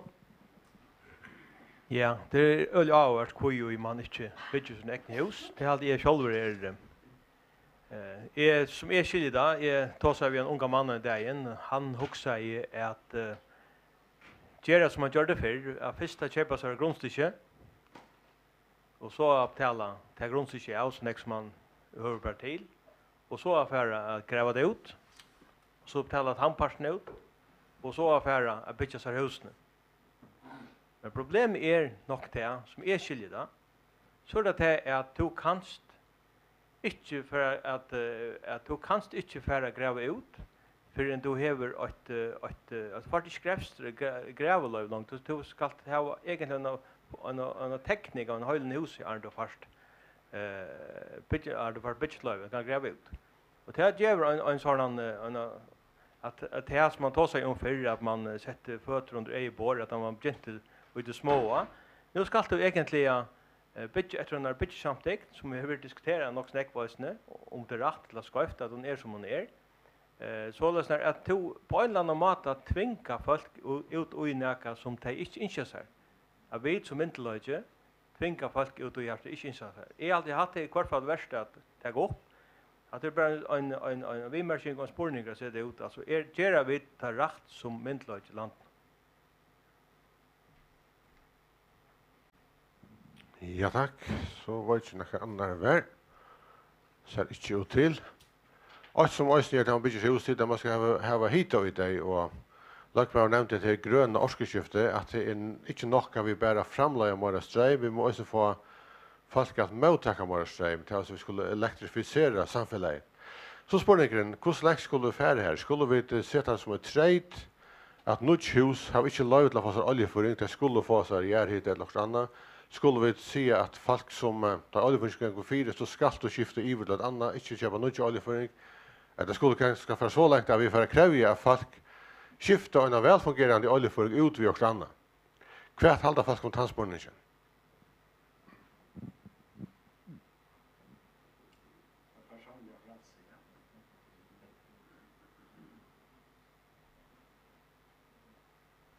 Ja, alltså nu omsider jag själv då inte så. Men jag alltid också annars ska släppa säga såna många guys nu.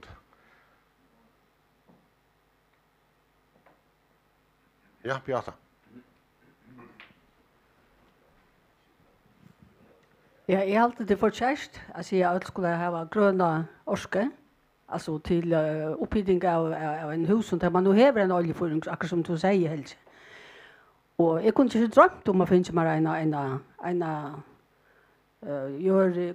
järhita, ett som oljeföringen fungerar som hon ska. Och det är en bojligare. Och ska du så byta en hus och få en järhita eller det är gröna orske och allt det där. Så då ska det ju eisen i husen ut. Jag tänker nek kvar att skulle betala det efter. Så förlåter ni upp att det långt upp. Vi snackar akkurat om Jan och hur det kostar om att byta en hus och köpa grundstycke och allt det som följer vi. Så jag har alltid att de som har en oljeföring, alltså de skulle inte tvingas till i 2030 att ha grönorsk. Det är alltid inte. Det ska vara ganska frivilligt, alltså, som det passar till tarra pengapunkt. Simpelt än.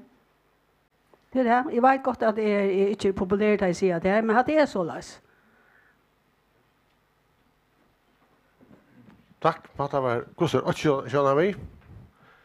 Så är Iva samt kvar är samt och går samt ja, primat. Ja, efter det lyssnar brukar kinshemme och det är ju löp alltid att bruka vit och skil. Vi hade ju ena för när samrå vi några folk som nämnde att här vi det gröna orske omskiften att här vi sett hos såna att det var alltså det kommer det var 8% av hus som byggt alltså husatal växer 8% om år i allt av talet och hvis det gröna orske omskiftet ska komma vi så bara något hus skulle få det så tänkte hon tror att få att implementera det kan man så se om det är gott nog samstånds alltid är att man ska inte bruka en som är här och välvirkande. Hur ska man bryta det? Och det är att så är hvis du för långa folk att man inte släpper köpa något oljeboring till ett hus med gjort oljeboring. Det är inte bara att sätta görvarma till ett hus med gjort oljeboring. Det kräver andra ting.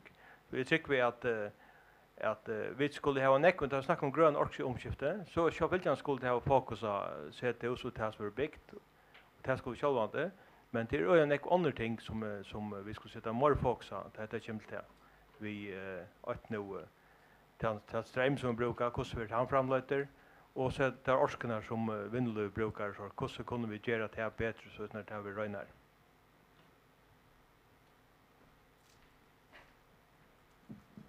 Ja, tack. Vi hade finns ju en spårning in vi telteposten. Det är några spårning till Lökman, tar man Jarvor i sån röv och så var man så klart nöjt att svära spårningen här efter. Så Anna? Ja, det är en spårning om något helt annat. Spårning går så läs. Lökman säger att törver är dagföringen och revselåne så läs att lån avspeglar att sex skrev samtidigt. Mest är det att Lökman omhuxar så med lån samtidigt som man eventuellt som i Danmark. Alltså att sex ska vara grund av samtycke och att det ska vara straffbart att ha sex med en person som inte ger samtycke. Om ja, hur ska alla Lökman vara främjat i västje? Om nej, hur ska vi Lökman så dagföra revslån? Ja, hatta släpper Lökman svära på om man har lött då, så var det inte några andra här några säga om hatta ävne. Ja, i person. Sambandslockene er en øyla moderna flokkar. Det finns en 20, nu tar man simpelthen att nämna 6 formansrune. Fantastiskt bara, och Ungmannfällan, och tacka för det, att man har kommit här till. Det är ganska inte akkurat att säga med ävne, men till nämner är att rätt runt så att det var det här var rätt runt papen till föräldramindlaga. Alla sambandslockaren är att trycka samkyndan boomparsten föräldramindlaga. Det är något att arbeta vi. Och hvis vi uppskott kommer från anstående alla sambandsflockaren så att ta undervitt. Det var samma kalibra och rebelsk Ungmannfällan. Ja tack, det är ordnat till rebelsk.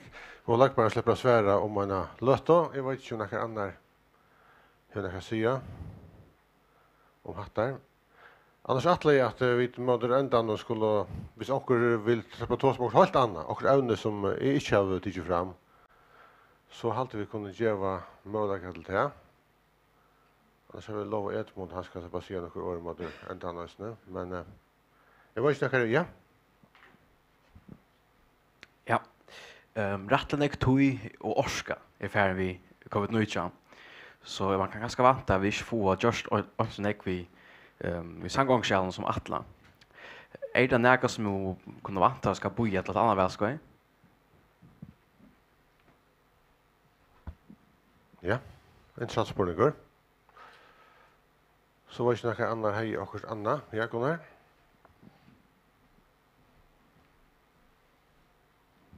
Ja, det var en spårning om vidjande stöv nu av ljusövnesöksen.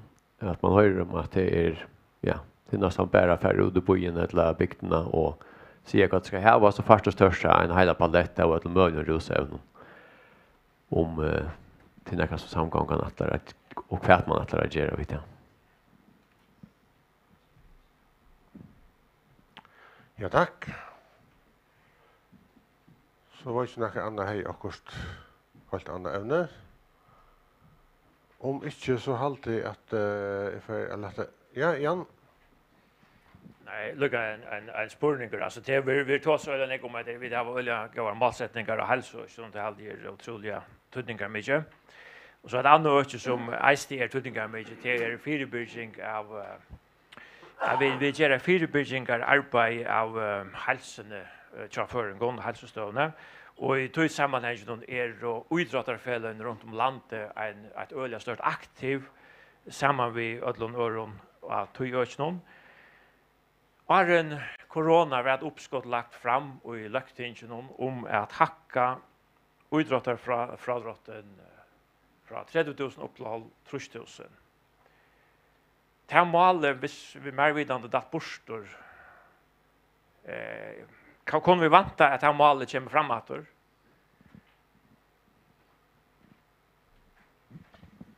Ja, tack.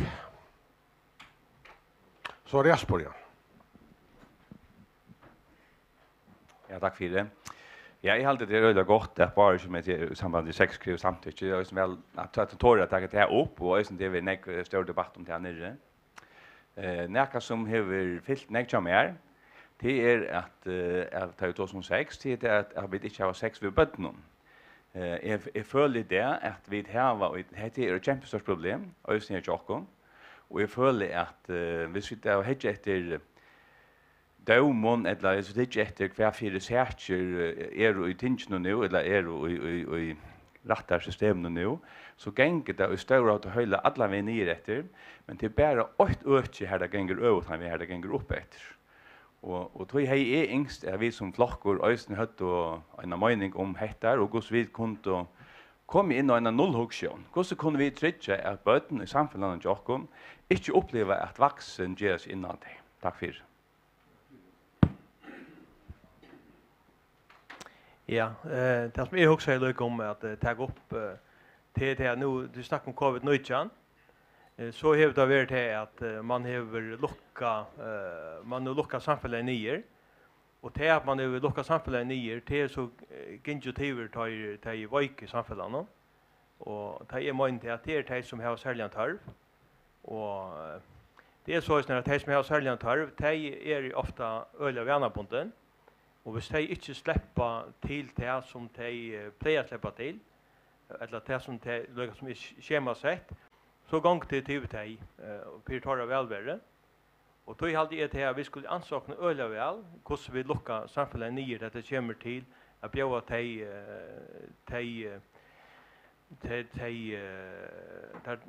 tjenester ut som de har bruk for det. Og samstundet så halte jeg til at vi som sambandsblokker, vi skulle få arbeide i at vi aksepterer til at de som har særlig tarv, at de har særlig tarv 12 måneder om året, og ikke 11 måneder så er det sommerfri. De får ikke sommerfri fra sin særlig tarv. Det er veldig viktig at vi som sambandsblokker og som et samlet samfunn ta hand om så folk så att de får att tjäna sig som de har bruk för det året. Tack för det. Ja, tack. Jag halte vi för att sluta av vi såna här och ett mån tog jag i morgon.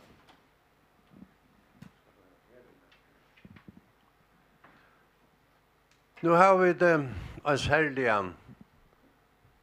landsfond av corona av marska igen.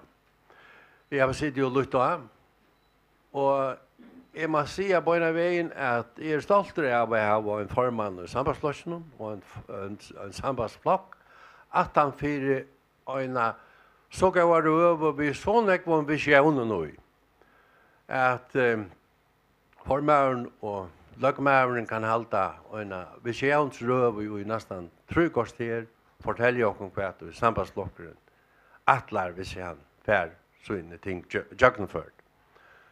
Och så vill säga att till Rose för flotchen att som ständer själva ständer att finns ner att få det en par stavs ner juggen så ska det ta hatten av för det kom.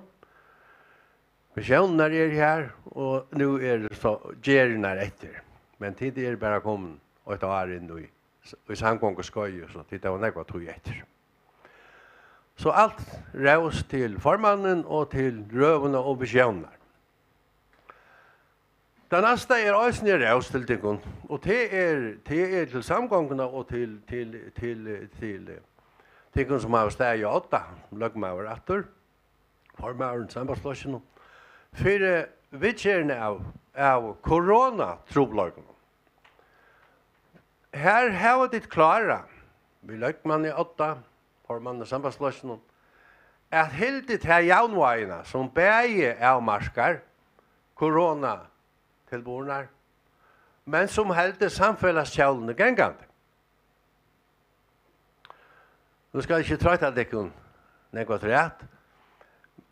Det allra sista jag vill säga till det är att nu tar sig anspårningen är om hur ska gälda dessa testerna som ligger till grund för att det var stor av corona.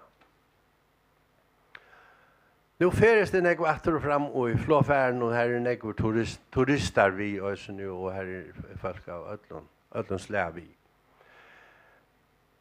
Jag tycker vi att det är inte så farligt om det allmänna betalar dessa testerna. Så vidare vi har vi gjort där och det har inte negativ avverkan av turismerna hvis vi kunde leva vid tog att vi har stor åter. Och med oss också om att det är nästan allt lönar utrörsler som ända runt i det förska samhället. Så det är inte så farligt.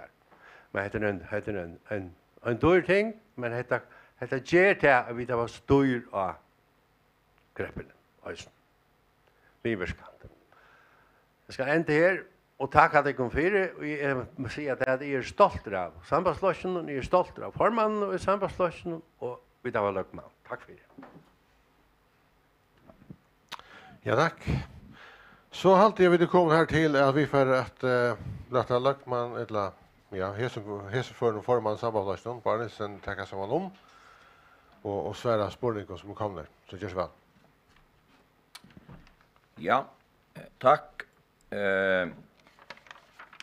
Jag vet inte om jag säger vi fick såna gräs nu att det hållt jag finns några gräs som politikerna kan det för. Så det är skit ja. Men här är det vi uppe i vänt och det är gott och ösnen har alltid där inte väl vis ner spårningen lottan från så som kom och synter fick det möjligheten att sitta kring land och lusta och det är alltid gott att man röjner av era saunande och ge ödlon möjligheten att komma fram med högast vid är ju en halv säljar stöv och men låt onkan Eva vara om onkur så spårningen ner komma mål av boja och i samgångskällen väckna corona. Här kan det beröliga det kunna säga att här till har vi inte försömt. Här till är vi on track som man vill säga och i mån till tojar atlanna och i samgångskällen. Vi tar att jökna först en rikva målen, flera stora mål är och avgrött, så jag vill säga att vi är tojarmässiga väl framför det som ska avgröjas annars i samgångsgången. Jag kan nämna några rikvarna. Fiskvinnan blev avgröt på ena vägen. Pensionerna blev avgrötar på ena vägen. Och i var fick vi avgröt lovna om allmänna trygt och tjänster som en avlösning av de gamla, jag vill säga, avföresko forskarlovna. Men nu manglar sån det för nyarna, men det mål är avgröt hur vi avvis i 15 år, men det är nu avgröt. Så vet det en samgånga som avgröjer en rikva ting. Det är alltid glädligt och särskilt att man sitter vid styrelsevålen är det håligare att man får avgröt tingene, får kosta i jöknon. Ja, man må onke døgnar gjera semjer som mestjer at man ikke akkurat færd etter synen hadde, men så er demokratiet, og vi ønsker demokrati i fargen, så det er høyast alt den freiaste styresleie vi kunne hava som et, kan man säga, välfungerande demokratiskt samhälle. Så är här till välnökt vi det som är avgrött. Vi där finns semjo om CBR-nummer. Det lovar uppskott i avvis som en rutschlar till med förjar till en avtala jörv de ska stötterna. Vi där väl avvis att göra en avtal och landslagsman i Halsmal om vi Novo Nordisk. Jag tror jag säga att hon kom någon land att man landslagsman som kunde göra visst det är så och när det är vi är väl avvis vi vidgertryktene. Här är pengar sätter av långt i år. Här är bojlista kommer på standa som inte existerar i halsversen till att styrningsampoinen begynna forma sig. Og målet pura grøtt. Vi skulle ha en vitserartrykt, til onker nevnte det her, mjatnar, knø, til nok øysene ikke skjønnligar sjuker som folk gava. Det ikke grunn til å boja vitser en sjukling som stafester til sjuker, til skal til dem skifta knæi. Hvor skal han boja 8 eller 2 år? Hvor ikke få det gjørst? Det betyr bare at bunchen av båren blir sine minne, men vi kommer til å bli friskere at det fer ut og få et virligt og virkelig liv og hemma av de sjukene som annars hemma til dagliga. Det som jeg har vært av ofte teker øyla lenga tøy, og det sikkert en lakna faglig grunn til det, til å få utgrøyna hvert vikommande feilar. Det vil si at du kanst ikke for vittjera en sjukling, og du sikker i, ja, til hettar vi skulle gjøre vitte. Det må være trygt, ta du for gang at hette til at du skal vittjera svir. Det halde jeg ofte øyne en, kan man säga, drickprocess och kanske tar man sjuk självor en allt och drickprocess till att få handla och få avkrött till tingene. Nu ska jag röjna för in och svära att spårningen jag vet inte om jag klarar i allt, men jag ska röjna. Hette vi corona, nu brukte jag en knappan fjäring av röven jag tog som corona. Här var corona fyllt mer än hälften av välsköjnen vill nästan säga. 12 mars av Gräkarsmässon. Valt och vi handla politiskt, vi handla av kött, vi handla av kraftiga. Och jag måste säga, det är en hard fin balans. Det är en hard fin balans. Vi snackar om en sjuko, hon var helt outkänd ta. Vi känner lite mer till henne nu, men hon är stadigväck lunsk. Vi vet inte när hon lever bra, kvar hon lever bra och hur hon lever bra. Tog alltid att vi här till kunna säga att vi har gjort. Jag tror inte att säga allt rätt, men de allar flesta tingene vi har tidsi avgjør ut i landstyrnen, det som løgten gjørst, her til har vi, ja, vi har ikke vært feilfri, men nastan. Ursrydet fyrirligger her, vi valgte, det var et politisk vel, vi sitter nøy, vi får ikke inn av lovtjøv i øvn verskon, let dere nå vise folk noen alit, til i sørste enda trygg vi mer på at jeg var folk apert, så jeg vet og kjenner dømer om, ta du gjør folk apert, så mennes de vi oppgaven. Det vil si, helt enn å gjøre dømen, og en lov og si, ikke gjenge ut i 18 klokken 8 eller 12 eller 12 eller hva det så er vant for at jeg gjør det likevel. Men først og det er forstanda, og gjør dem apert, og til alite, at jeg gjør som man vil tilmalter, så ganske lettere at halda langere fast vi de tilmeldene som man atler å gjøre, og den oppførselen kan man säga som man ikke at folk skal gjøre. Og det alltid vi så, det ble prekva stått at han har vidtog til avgjørende gjøre av tilmeldene, andre land setter lover i versk. Her hendte jo til avheppene at politiet måtte på løytjen og bruke bøter og sikkerknippel og så gjør ærestans i øyme. Så vi alle gjør vi kommet her til, og er vågne av et øyne vi alle kunne komme videre. Korona til veldig ikke livet enn, men er vågne at vi hesa tøyene neste år i Øtlundføren kommet her til at til dømes og en vaksine kan halda det vekk, etter at et medisin finnes som kan vitjere sjuken at vi blir sjuk, det må vi så suttje hvert lakna vi kommer til. Da det kommer til gjald av testen og gjald av vaksiner, som vi aldrig vært av i vaksinene. Gjald av testen, ja, det har vært så i stedet at alt skulle testes vi kommer til landet, ta vært det fremhaldende, men atlanen fra 1. oktober at feriafolk, til at de som ferast inn i landet, skulle betala sjølve, til snus om 312 kroner, tog at jeg halde ikke til rymelig at landskassen skal betala for at folk ferast, men landet kommer å betala en parst av som tog at sjuklingar og ånder, de kommer at påføre hese egeldrøslene, og de kommer sjølvande landet at enderinta. Så det synder her at hvor skal landet betala for at folk ferast, begge føringar og utlendingar, og tog at han avgjøren tidsen at 18. oktober skulle alle de som kommer inn i landet betala. Men de som annars vilja testa seg til døme satta dagen, det vil stadigvæk til på etter atland som folk kunne færa og få seg en test, ta til meta at det nøyt. Gjald av vaksiner, her har vi langt og nekka vaksiner i det, som landet betaler for. Vi har nøm og kokkar alltid det nødjaste, her man velger for ut, og vaccinera folk, landar intar, tog man meter att det är tydning för folkhälsan, man meter att vanten till näka vid långa sjuk och så vidare, och särskilt i coronatiden är det viktigt att man ut och vaccinera för det, och det har vi inte avgjort om att här inte vi, det kostar i näka miljoner, men det har valgt vi kanske östen som en part av vantan av corona att färre ut och göra, så tar vi nog landet som kommer rinta för de vaccinerna som är för corona. Ankor nämner att vi har varit häppen i förrjon, men alltså, här vill nästan bruka metaforerna som ankor utdragfolk eller fler utdragfolk har brukt, att ja, det kan gott vara häppen, men det var inte mer vante häppnare blev. Så jag tycker att det är ösning och en sammanspel i mittlen, att vi har ödlig förrjon vi har tidsit tök samman, och vi har lost avbjörnsna i fela. Och det är öliga centralt och i munnen hoheim är man ständer samman i avgörande lött.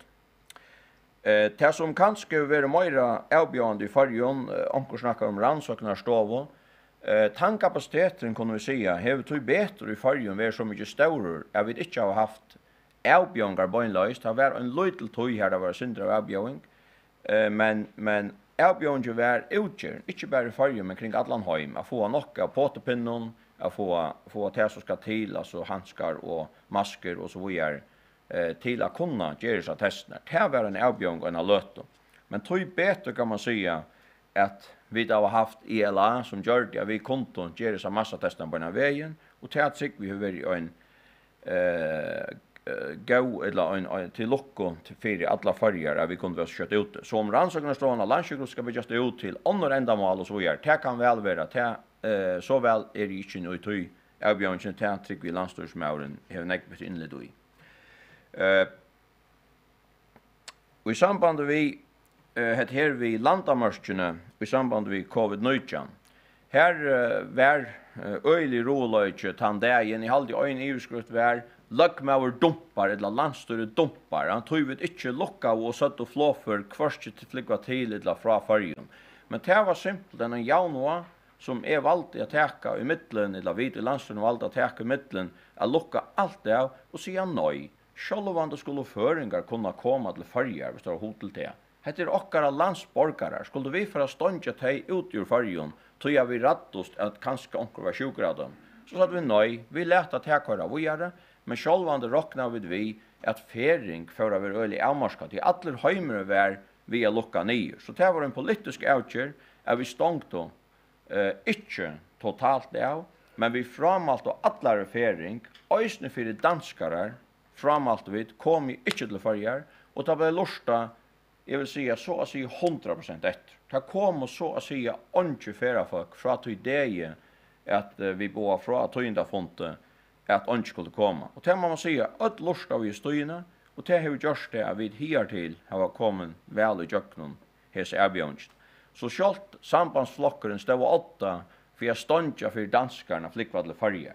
Så det tid ofta höra från, ja, säkert är det anstå flocken och så vidare, att sambandsflockaren ger bara som Mette Fredsen ger, så är det skoft. Vi har ofta tidje avgörer och den danska stjötten tidje avgörer. Mittlen annat har vi öppnat av uppåter. Vi var näck för att öppna uppåter i färgen än man gör det till dömes i Danmark och ärastannar vi.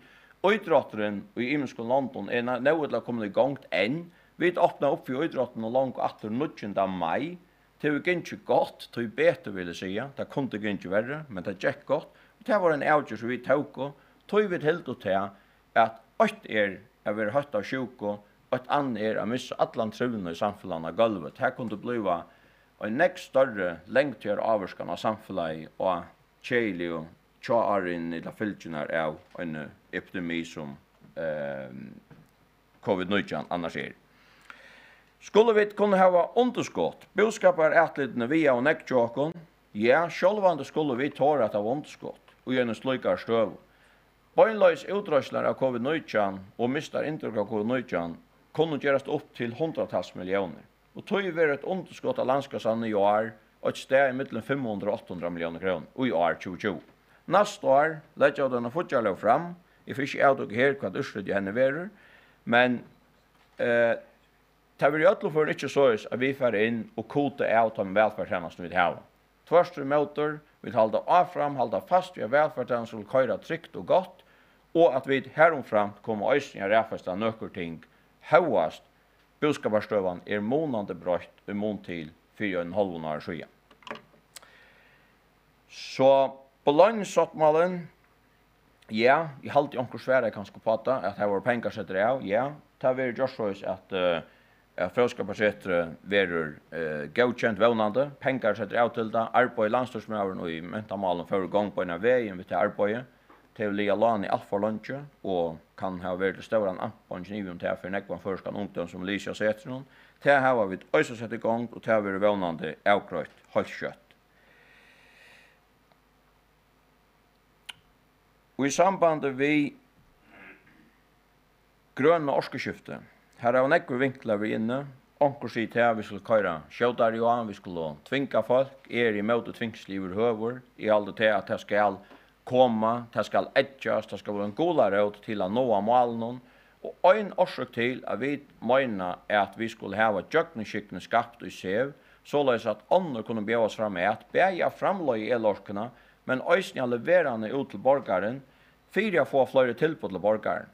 Jeg vet om Atlandet Lytja, som her du atter for inn, stegen for at du som borgare skal betala tøyna ekne uiløv og i at her store apparatet kostar 100.000 plus 200.000, annan på støtt og så videre av husen.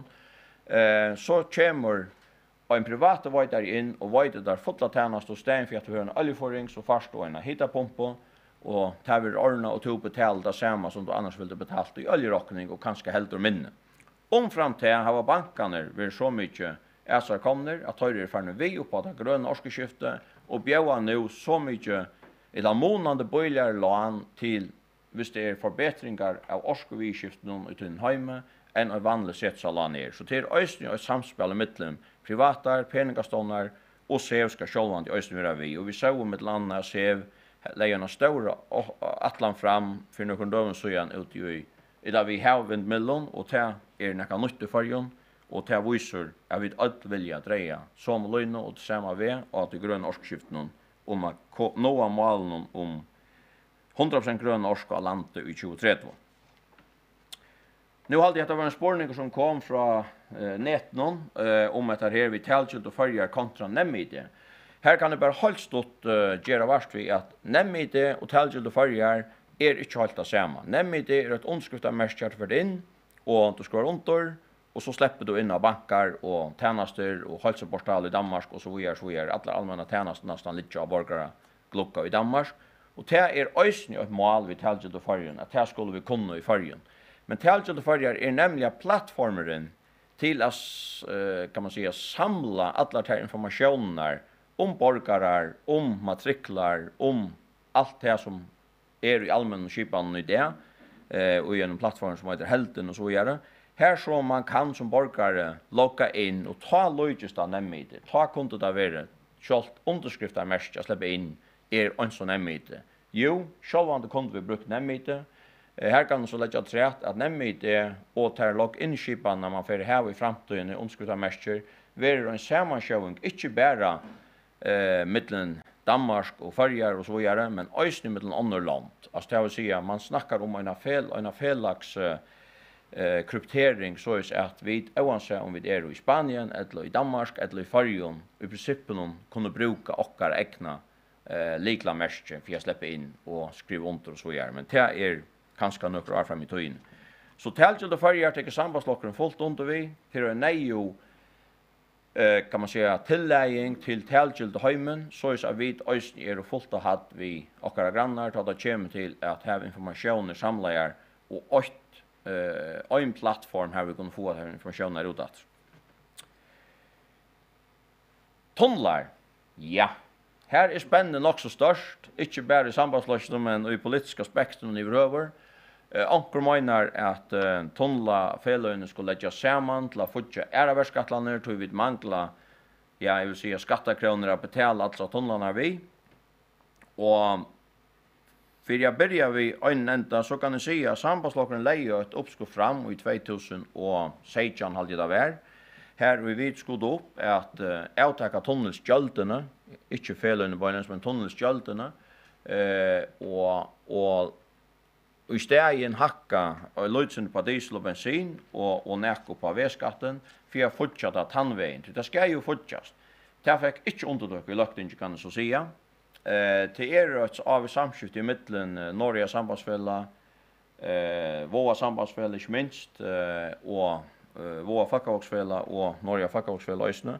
Och där var en fonder avtalauer här formänner i fackavågslösningen och sambandslösningen för att fondvis fällöjne om just den där spårningen om att avtaka gjalte. Men jag måste säga som att vi lötne följer oss inte att det sämjer samgången om att man har avtaka gjalte, men lät oss kunna suttja. Nu får jag det fond och så arbetar vi härifrån. Sorjartunneln, var han lever 2032? Ja, ta vänje.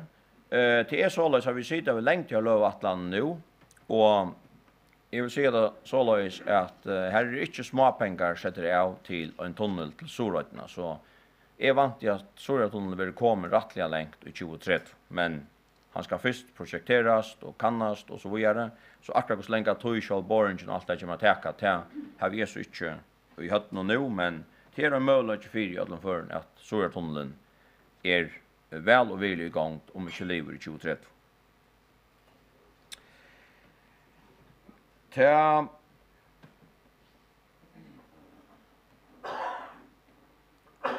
Vi var också nekvinn i ösen hela till vi nekkjärkast ösen om att vi bostäder kring landet.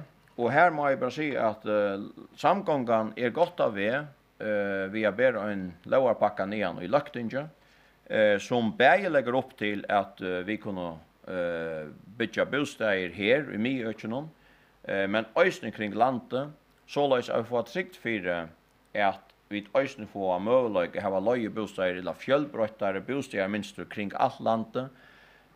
Onkel vill säga, ja men kvip inte bara göra det kring allt landet. I avbjörningen är ösen i Myökjenon, det vill säga ta privat, det har inte här till klara ensamalt att lösa till avbjörningen. Då ska det ösen vara möjlighet till bostäder att komma in här och bygga flera bostäder.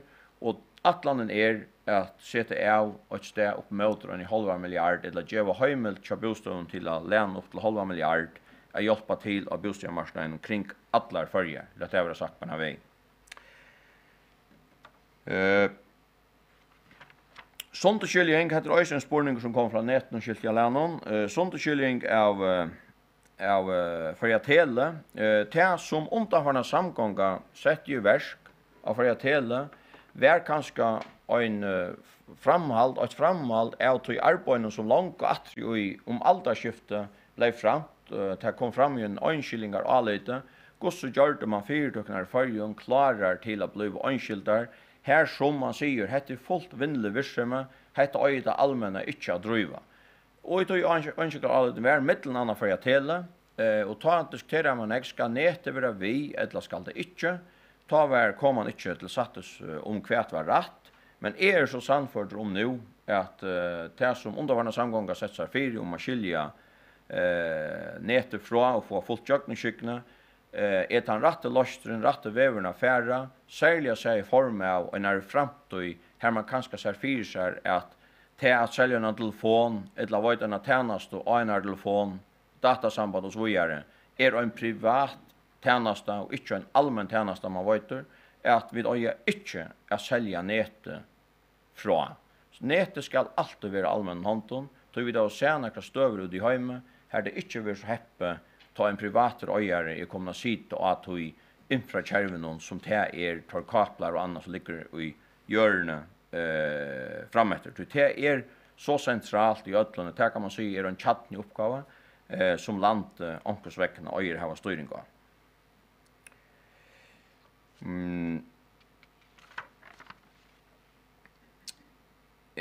Ja, 6 kräver samtycke. Det är nu nämnt jag vill välja att 6 kräver samtycke eller frivillighet. Det vill säga i många rättslån i det här då ständer att det närmast ska vara fram till harskapor om så är att det ska vara komma under nejtök. Och det är väl så där i menar vi ödlan för dem att det skulle självande vara 2 öjne om en akt som ska igång och tog må loven öjne avspegla det.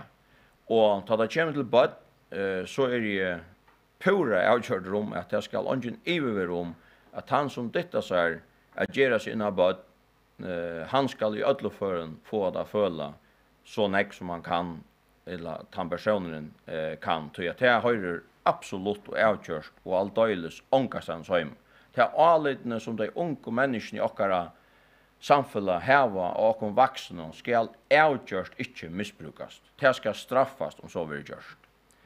Föräldramyndighet till pappa, ja, här arbetar vi att få föräldramyndighet och tandloven blev dagfört för några år sedan i Danmark. Tandparsten kom så inte vi till förjar ta blev ivetidje, men det är atlander om att få föräldramyndighet. Så det är så lösningar och särskilt i nutida samhällen att det är då bäge föräldrarna om barnen och bäge föräldrarna skulle vara om barnen är man själv skilta att bäge mamma och pappa tar sig av barnen som är kommande hesa ver så tar hon inte i munar ver att ta era vara felax och inte som det är i det hevast allt vi skriver 2020 så är det alltså så det i förrjun att ta primärt är så att mamman är få mera eller minne alltså självon fotland för äldre och pappen vill sätta sig under utanför till höjrongastans hem.